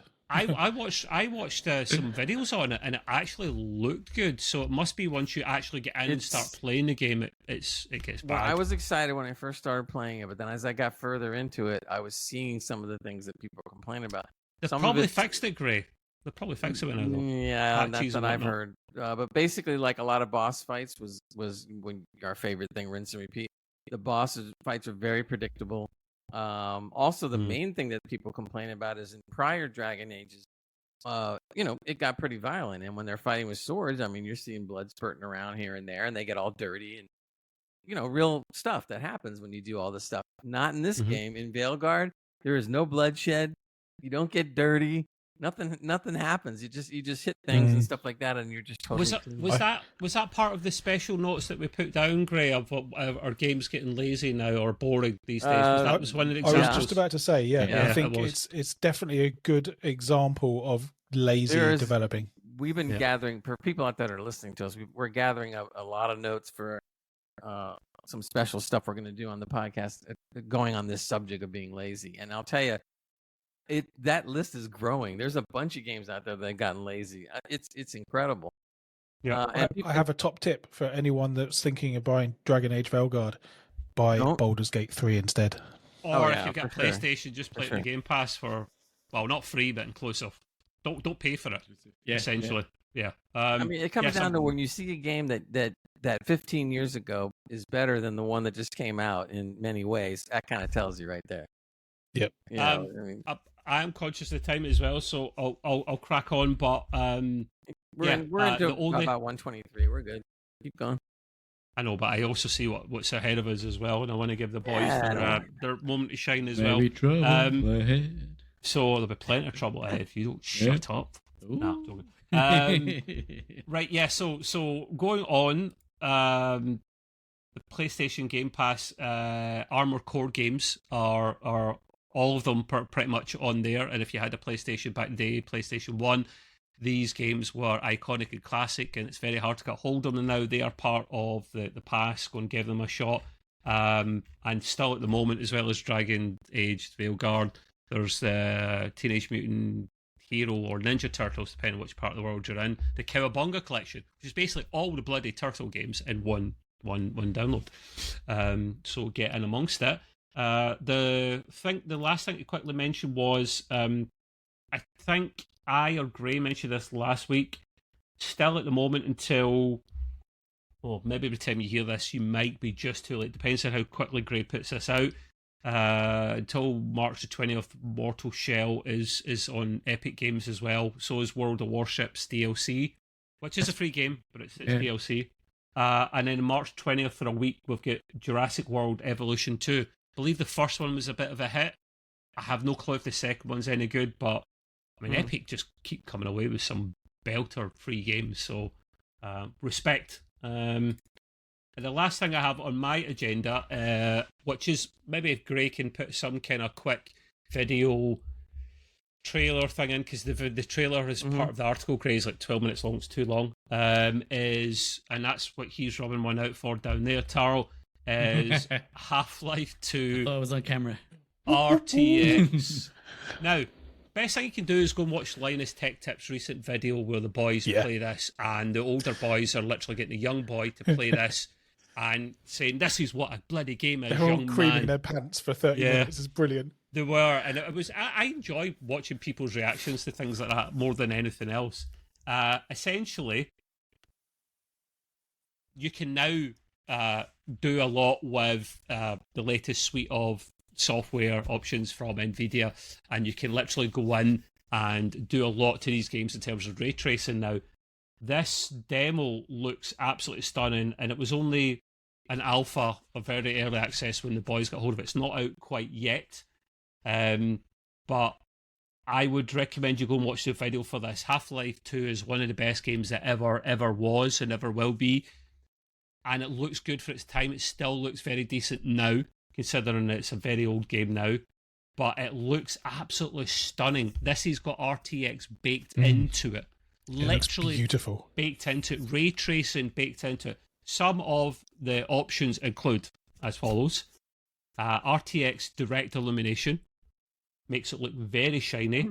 NVIDIA's most advanced path tracer feature up to 4 times more bounce lights than Minecraft RTX, which is another great example of RTX. Check that one out as well. RTX Neuro Radiance Cache, which is a bit of a mouthful, but it's the first implementation of neural shading in a game yet. Gray touched on this a while ago when they brought out the 5000 series cards, and you showed you the vase, or as they say in America, vase, and they showed you the shinies behind it and how it all worked, and you could see through materials, and it's like X-ray. It was nuts. This looks stunning when it's implemented, and it's the first one that's actually there. New unveiled RTX volumetrics and RTX skin effects, also new options. There's loads of stuff in this. DLSS for multi-frame generation, remade particles, remastered assets, which is very, very important. In a game like this, without the remastered assets, it just can look a little bit poo. But everything is being overhauled. You have to see it to believe it. I can't really do it justice by saying this. Watch the video. Watch the video. Love Child. Gray'll put something short in if you can find a quick trailer on it or whatnot. You basically really need a decent card to do this, because this is everything baked in. The boys were running a 5090. Of course they were. Frame gen was on. Multi-frame gen was on. It was a little bit funny, but it needs some more polish, and it will get some more polish. Maybe it'll be better when it comes out, but yeah, that's the only downside so far, isn't it? But it needs some hefty hardware to run. To run it well, the minimum specs are, certainly for the GPU side of things, a 3060 Ti, right? And the but processor it looked like was junk on that, man. Oh no, it did. But the boys tried to run it at 4K right off the bat, which was a bad move. That was designed for 1080 resolution. It was like 10 FPS. It does. But because the assets have been redone, it genuinely looks stunning.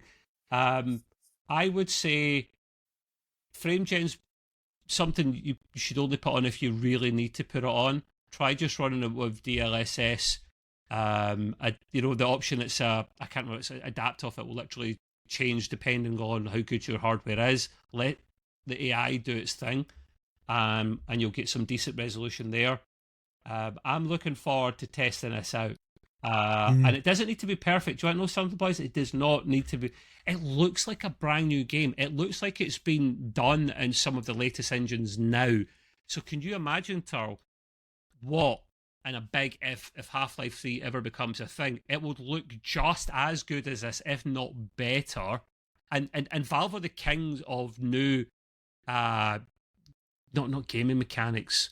I'm trying to say video techniques. Yeah. I know what you mean. Yeah. Yeah, like mechanics within development video. And like cool new toys and things. Yeah. They've done the Source engine, which is one of the first of its kind, which is used in Portal a lot, and you can bounce shit about. In Half-Life 2, you get the portal gun, and you could literally, you see the boys playing this in the demo, you pick up the saw blades, you're stuck you don't know where to go. You have to use the portal gun and gas canisters and saw blades, and you use this in combination with each other to actually try and bust your way out. It's innovative, it's great imagination, but picture's worth 1,000 words and a video's worth 1,000,000 of them, so go and check that out. The launch date, I think, now don't quote me on this, it did say announced for March 18th, that's just today, which, I mean, the boys, when they were reviewing that could have been a few weeks ago. You get this stuff ahead of time. Yeah, today would have been like the embargo date, wouldn't it? Yeah, so I will, I'll give this a try at some point. Is there a price yet? I think it's going to be free, mate. I don't think they're charging for what? that. No way. I don't see anything about a cost. But that's the thing. Because it's free. Well, yeah, because it's made in NVIDIA Remix Suite, right? So it's and it's made by modders. It's made completely by modders. So I thought they would have honestly put some money behind it. I thought it would be paid for. They couldn't do it. They couldn't make money off of that. They'd have to if they get permission from Valve, they would have to give them some of the profits, if not all the profits, which is madness. So no, this would be free, man. I would imagine. I don't see a cost mentioned. So yes, I mean, so there was that remake of Half-Life 1. That wasn't free, was it? Black Mesa. Yeah, no, it was chargeable, but they got the blessing of Valve. And yeah, I just assumed these guys did as well. So they either get to keep all the proceeds or some of them. And the remake of the first game is also stunning. Not to this length and this degree. It's not the same. It's more of a remaster. But just go and see the video, man. If Gray can find a quick trailer, we're good. I just assume these guys would have put a lot of time and effort into this, and it's a bit of a shame to see them not getting rewarded for it financially. Oh no, they've well, you hope the rewards come later on, Tar. You hope, like the guys from Fallout London, that they create their own studio, or some of them are snapped up, because this is what game studios need to do. There's talent right under their noses, and I don't mean the people working for them. I mean people in their communities that are obsessed, that mod these games, that tweak them, and they get noticed. They go, "Do you want to work for us? There's a bear shit in the woods." Yes, sir. So, because I would quite happily pay $20 for a remastered RTX version of Half-Life 2. Yeah, I mean this is a demo, to be fair. So I don't know how fully fledged, how big it will end up being, but maybe that's another reason why it's free. And maybe if something good comes of this, who knows what the future holds, Star, in terms of something bigger. But we'll see. Fingers crossed, man. If we can play it soon, we'll report back to you. But yeah, that is everything from my side of things. Great. We do have Tarl coming up next. He's going to talk we about should have carried on, shouldn't we? more game news, but this time from Tarl. And he's got a whole thing because he wrote a whole paragraph in here on the notes. So go ahead, Tarl. What do you want to say? Yeah, I wrote a whole paragraph. Just some. So I came across this video, and let me just bring it up because I want to properly give credit to this video. Well, give him verbal credit, and I can just put the video in as you're talking. So the video is from Legendary Drops, and it's called "Steam is on a Warpath," and essentially, and Gray, I guess if you could just put the link in the doobly-doo I'll below. put it up physically when I edit it. I'll put it Yeah, the real great, thing cool, in. thank you. But basically, what he's talking about is that Steam is one of the only companies now left in this industry that seems to be thinking about the users, that seems to be thinking about the customers. Mm-hmm. You know, we've talked about a number of things in the past month or two that Valve are doing to look after us, right? You know, we're talking. You'll probably remember all those things, like companies having to put on their on the box, essentially, the digital box, that there are AI assets. There's protection from adverts in games. There's probably more stuff that I'm forgetting as well. But yeah, there's lots of interesting thoughts in this video, and he talks about how Amazon and Epic have tried to create a storefront that's just like Steam's as well, but they've failed. Amazon especially I think he said something like $280 million into creating their own digital storefront, and I didn't even know they had a digital storefront. So yeah, they lost money. And he goes on to talk about how that it's David versus Goliath. You know, Amazon are worth billions and billions and billions, and Valve is just 300 people, and how they're able to create they were not able to create a product that got anywhere near getting people coming off Steam and going onto their platform. And there's a few quotes here that I wanted to just put forward before I ask you a question, guys. Mm-hmm. So, the last bastion of this industry where they still care about us. Steam is not just a storefront, it's a platform that's built on trust. Valve isn't some faceless corporation chasing quarterly earnings reports. It's a company ran by people who actually understand games. And Valve doesn't treat it like its Sorry, I'll do that one again. Valve doesn't treat its customers like walking ATMs. Now, I think we're all fairly familiar with those things, right? I mean, they for me, they ring really true when I think about all of the other games developers and publishers, especially. So, it was a very interesting video. Go and watch it. So again, it's Legendary Drops, and its video is called Steam is on a Warpath. And there's a few other things I wanted to just put forward as well. A couple of little Steam facts. Steam recently broke 40 million concurrent users. We talked about that last podcast, and I put up the graphs. It's pretty wild. It is crazy. Sorry, my bad. So I thought that when we talked about it before, it was the 39.9 million because they just did it again. They just broke 40 million. When I did the story, I mentioned that the 39 million was their own record, and then they go and break their own record again. Brilliant. Okay, so I'm just repeating that. So forget about that. That's okay. So here's my question. If Steam is so successful, why aren't there many other companies out there working to try and replicate it? Now, I know I've said about Amazon, they've tried, Epic have tried, and if that being the case, why aren't there more customers trying to replicate this? And why are they failing? Why aren't they able to make a digital storefront that is as good as Steam? Wow. That's licensing. They were the first, which helps. If you're first in the market, I think it helps. Oh, it helps. It really helps. Now, it is a cracking point you brought up, Taro. I'm glad you did, mate, because there's something that we could talk about ages, but I'll be conscious of time. So they were first, massively helps. But on top of being first, you could say the 30% they charge developers or publishers for publishing their platform is shocking when Epic only charge 12%, right? But look, Epic have to give away these free games to even get a tiny fraction of the market, and they're still getting nowhere with only 12% charging. So you look at Valve, they're like 30%, that's a rip-off. However, what do you get for that 30%? You get a lot. You're getting better sales now. You're getting a company that are looking after the customer because they are private. I think we mentioned this before. They're a private company. It's not about the shareholders. It's about their passion, about the work they put out. They take pride and prestige in everything they put out there. Take their time. They very rarely put out buggy games. They only bring out the odd game, and it's always a home run when they release any new I game. can only think. I was thinking about this earlier. I can only think of one game that that hasn't been a home run, and that was, I think they made some card game based off Dota. Was it called like? Oh, I forget. Oh yeah, I forgot the name as well. Yeah. But yeah, you're right. Everything's a home run, right? Yeah, they do such a good job with things like that. They've stopped advertisement in games that are on their platform recently.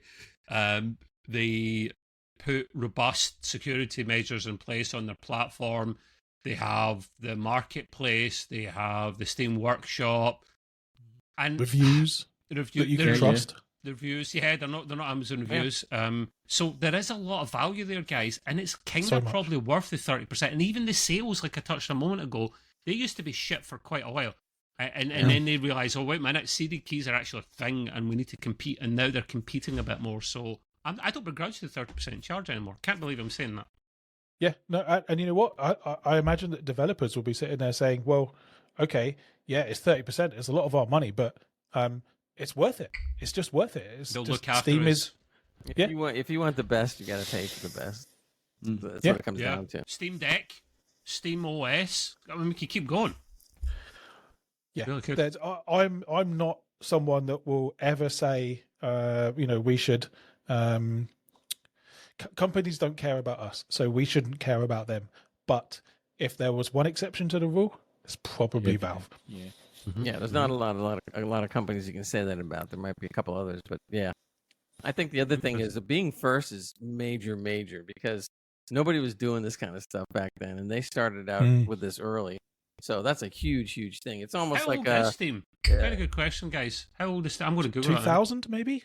How old 2001? is Steam? I had a day one Steam ID. It was 4 digits. 2003, boys. September 12, 2003. So 22 years I have almost. to look and see when I signed up, but I did sign up quite a long time ago too. Oh yeah, how old is your Steams actually, guys? You could probably do it now. Like mine, I know mine's at least 12 years, if not more. Mine's 21 years old. I've almost had it for the full run. Time flies. Wow.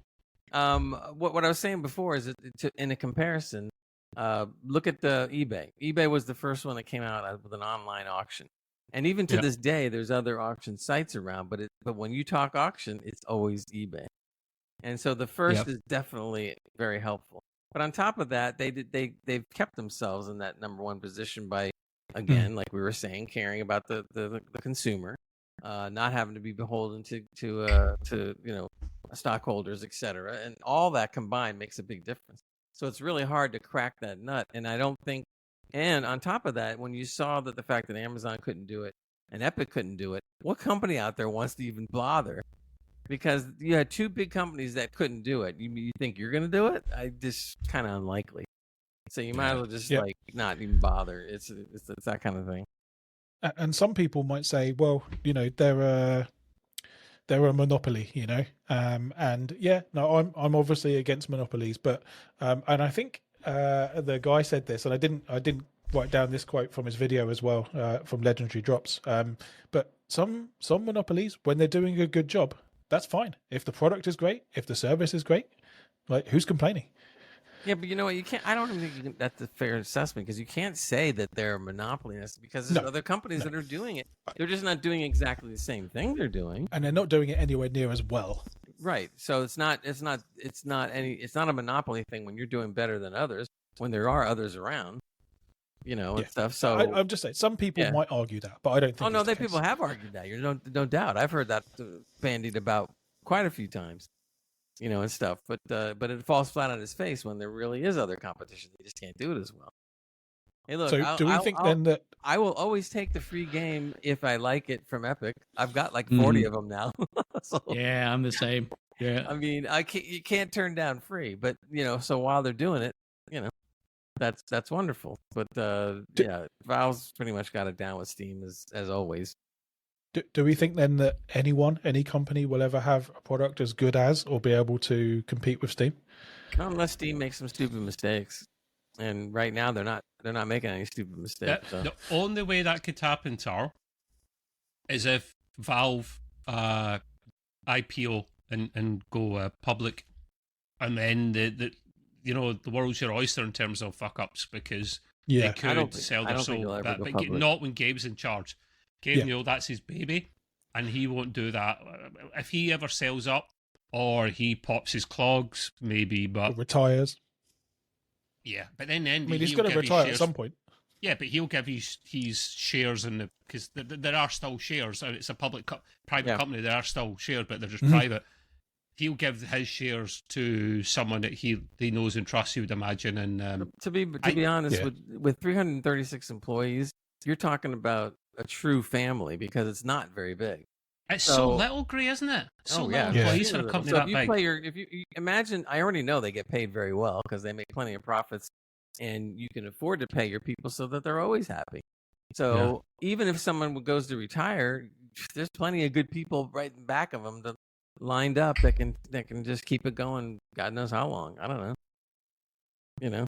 And I think you can believe that would be the case as well, right? That he will just appoint someone that he knows that will continue the legacy that he wants. Be a family member, a cousin, or somebody that's been working in the company for freaking years, and has grown up, and they can afford also to train some of their people, and because they've been in the system for so long, it's not like they have to learn 100 new things. They're used to it, so they really got it well done. I mean, they'd have to make some massive mistakes to ever fall off that number one.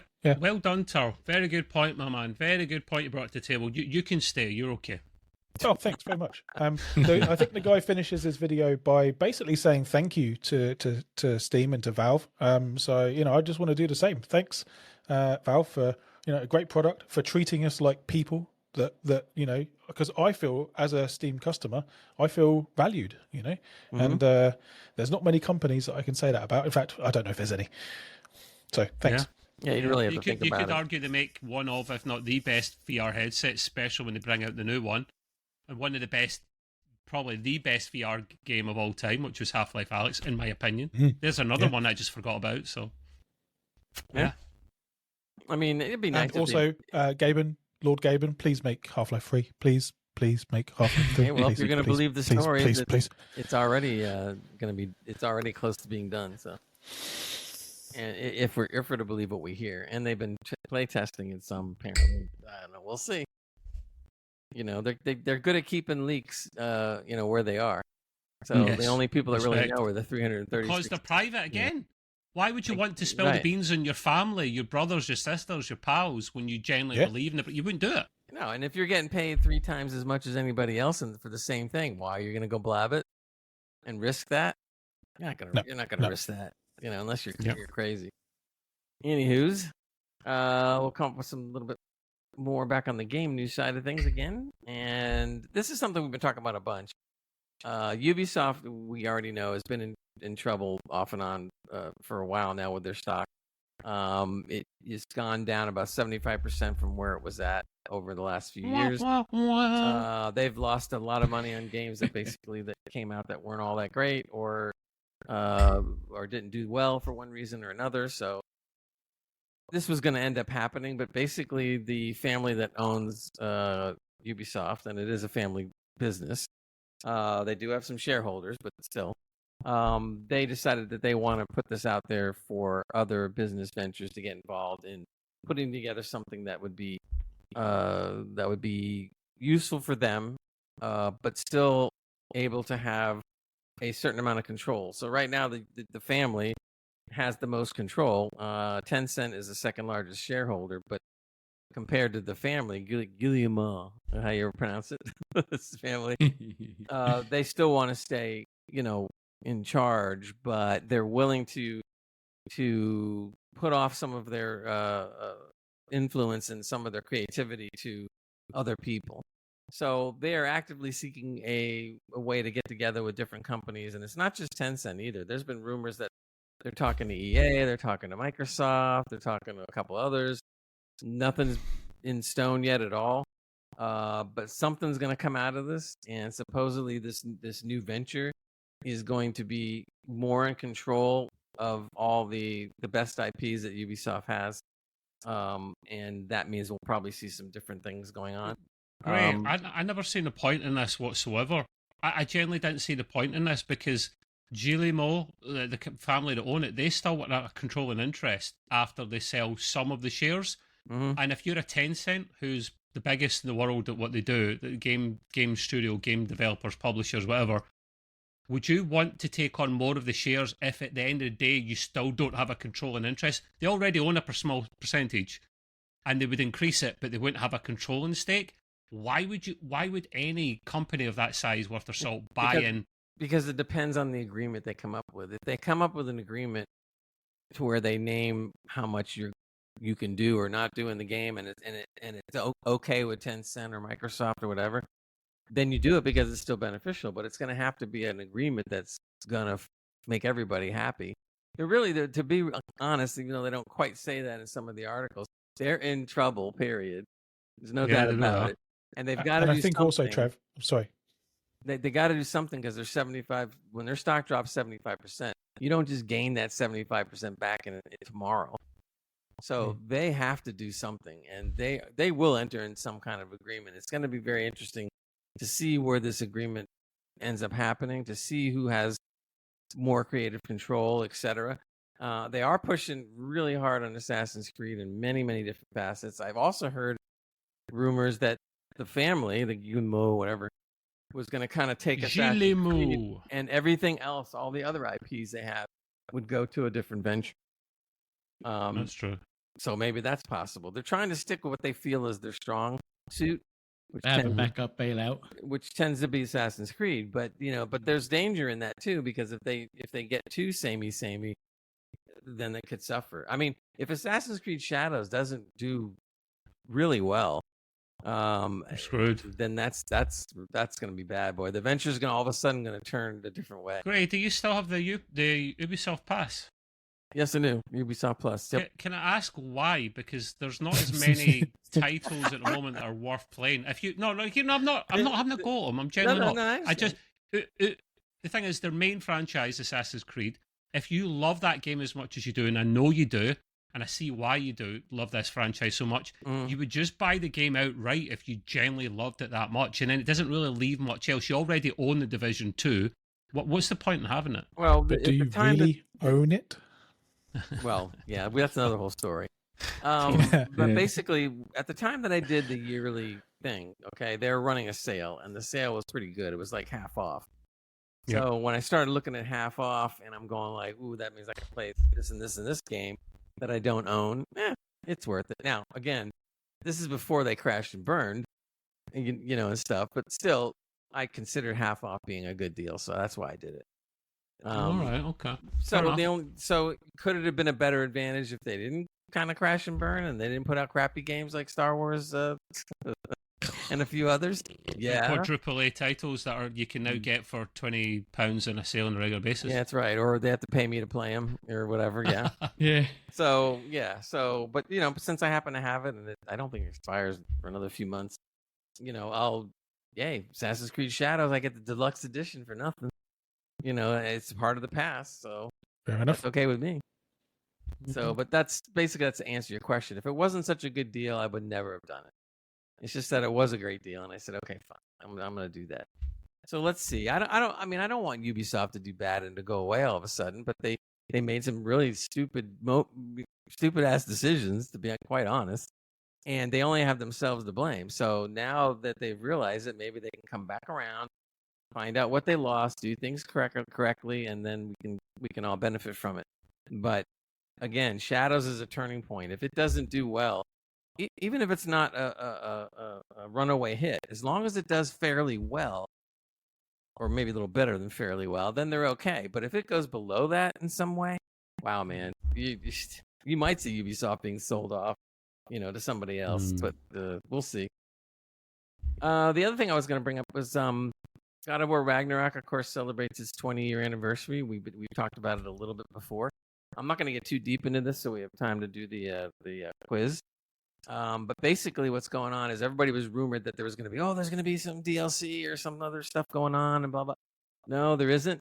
But I think some of the stuff that they released was kind of cool. And basically, what they've done is they've come up with what they call a Dark Odyssey cosmetic, and they took it from God of War 2 from years ago, because apparently if you beat God of War 2 on the God mode difficulty level, you would get this special Dark Odyssey skins and other things, and even open up another part of the game.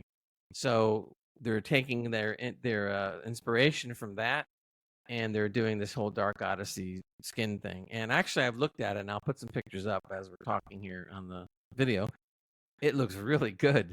I mean, Kratos especially looks really good. He's got it's a wicked ass costume, man, with his eyes glowing and it's all dark and gold and stuff like that. They also gave some new costumes to some of the characters in the game as well. But there's no doubt about it, Kratos looks badass in this stuff. So it might be something that would be fun. They're not charging for it. It's going to be free. It'll be out probably by the time we hear this. So I'm looking forward to seeing what they do with that. A side note quick is that they're working on a God of War TV show. We've heard about it before, but now we've got some good news. It looks like Amazon wants to do 2 seasons. They're very excited since Fallout did so well. They hired a guy called Ronald D. Moore, who's one of the best showrunners in history and has done a lot of stuff with Star Trek, Battlestar Galactica, and others. So we might be looking forward to a really good show when this eventually goes down. So that's about it. Interesting. Matt, we'll kind of wait off on your game news till maybe next time. Yeah, absolutely. And we're going to go right into put you near the top. To the quiz. Yeah. Go on, Mr. Charles. Yes, Tarl. Yes, Tarl. I was going to say something earlier and I forgot to say it, but I just wanted to say a big thank you to Scott Tolmie, who is a regular listener of the pod, and he purchased a gaming PC. He purchased a gaming PC from Gamertech, and I think he is very happy. So I'm thrilled. So thank you very much to Scott, and thank you to you guys, because without me being here, that wouldn't have happened. So yeah, thank you. Awesome. You're welcome. Nice. Put the 59. Well done, Scott. Nice one. Yeah, Scott can tell us if it's any good or not, really secretly, Absolutely. this PC or not. Yeah. If it's a bit shit. Let us know. We won't tell. Yes, Scott. Let us know how it goes. Send a picture in and we'll put it on the podcast. You'll win a please do, GPU. man. Only if you're part of our Discord, of course. Yeah. All right, real quick, let's go into the quiz. Do you think you have what it takes for the Extreme Gaming Quiz? Number 1. Yeah. Listen up. Number 1. What year did Halo come out on PC? Hate the quiz. 2000 and a bit. What? They're gonna give me a number. Come on. 2001 for me. Complete guess, 2003. 2003. What do you say? 2001. What? Matt? 2000. Yeah. 2000 and a bit. 3/4. And an inch. 2003. Yeah, and an inch. Well, ding, ding, ding, ding. Guess who's right? It's Trev. 2001. Ah. Go on, Trev. Finally got a fucking bloody point, man. Now, this next question might be tough. Okay, what is the best-selling PC game that's not Minecraft? I know. The best-selling PC game that's not I know. Minecraft. Tarl, go ahead. It is, and I'm pretty sure of this because I play it religiously. PUBG. Roblox. Okay. Is it not Roblox? What else? Oh, Who else? Roblox. darn. Roblox. I was going to say like Dota or League of Legends. Okay. Is And it best selling Yeah. or most played? What's the question again? Sorry. best-selling? Best-selling. Like how many copies? Selling, so there's money Best-selling. involved. But Well, not Dota's Minecraft. free. Dota's free, is it not? Or cheap? Wow. Oh no. Roblox might be free okay, as well. World He's of Warcraft, probably right. yeah. It is probably PUBG, but then I can't get that point because I copied him. Guess what? You're all wrong. It's Oh. Terraria. Oh, what? It's Terraria. 32 million copies. What? Minecraft is Damn. 33 million. Terraria is 32 million. and I'm there's a couple kicked out others. the PC gaming club now. Yeah, There I you think go. we all are. I'm packing my bags. Terraria. All right, now think back in time, even though you weren't born at this year. It's during the 1975 holiday season. What was the number one selling video game console? Nintendo? Atari. 1975. Okay, The you got it. He ColecoVision. says Atari. What was it, Charles? ColecoVision. ColecoVision. And what do you think, Matt? I was just saying Nintendo because they came in the 70s, didn't they? No, 80s. Nah, The NES come out. later for Nintendo. Was it? I'm sure they had something out. No, they did, but it was a really shitty console Oh, in was the it? 70s. Like, really shitty. Well, guess what? Spectrum. Trev is on a roll because ding, ding, ding. It was Atari. Specifically Atari. I wasn't Pong. allowed one of them. Atari. I want to thank you. I want to thank the baby Jesus Thank you, and Kennedy. Santa Claus and PC gaming gods and Gabe Don't Newell. tell them that we let them win. Great. I'd just like to call foul on your second question, by the way, because I just Hurry up, Googled it 'cause you because only I got was about sure I 30 was seconds. right. Okay, I was sure I was right, and I just Googled it, and PUBG has sold 42 million copies, which is more than Minecraft I and saw more than PUBG on the Terraria. list, but it wasn't that high. I don't know. I'll double check. No problem. It was, he was talking about having an imaginary world where it was top. You How still many- lose how many- anyway, how much Carl. is So total don't in do the- that. Yeah, whatever. Even if you All right, get guys, that we got to point. go. We're running up against the clock, so I will talk to you all. Thanks, everybody, for tuning in and listening. Check out the video shorts Bye, everyone. that we put out, and we will talk to you again. Buy a next PC off top. time. Cheerio! Goodbye. Got it in just the nick of time. I don't want to set the world on fire. I just want to start a flame in your heart. In my heart I have but one desire, and that one is you.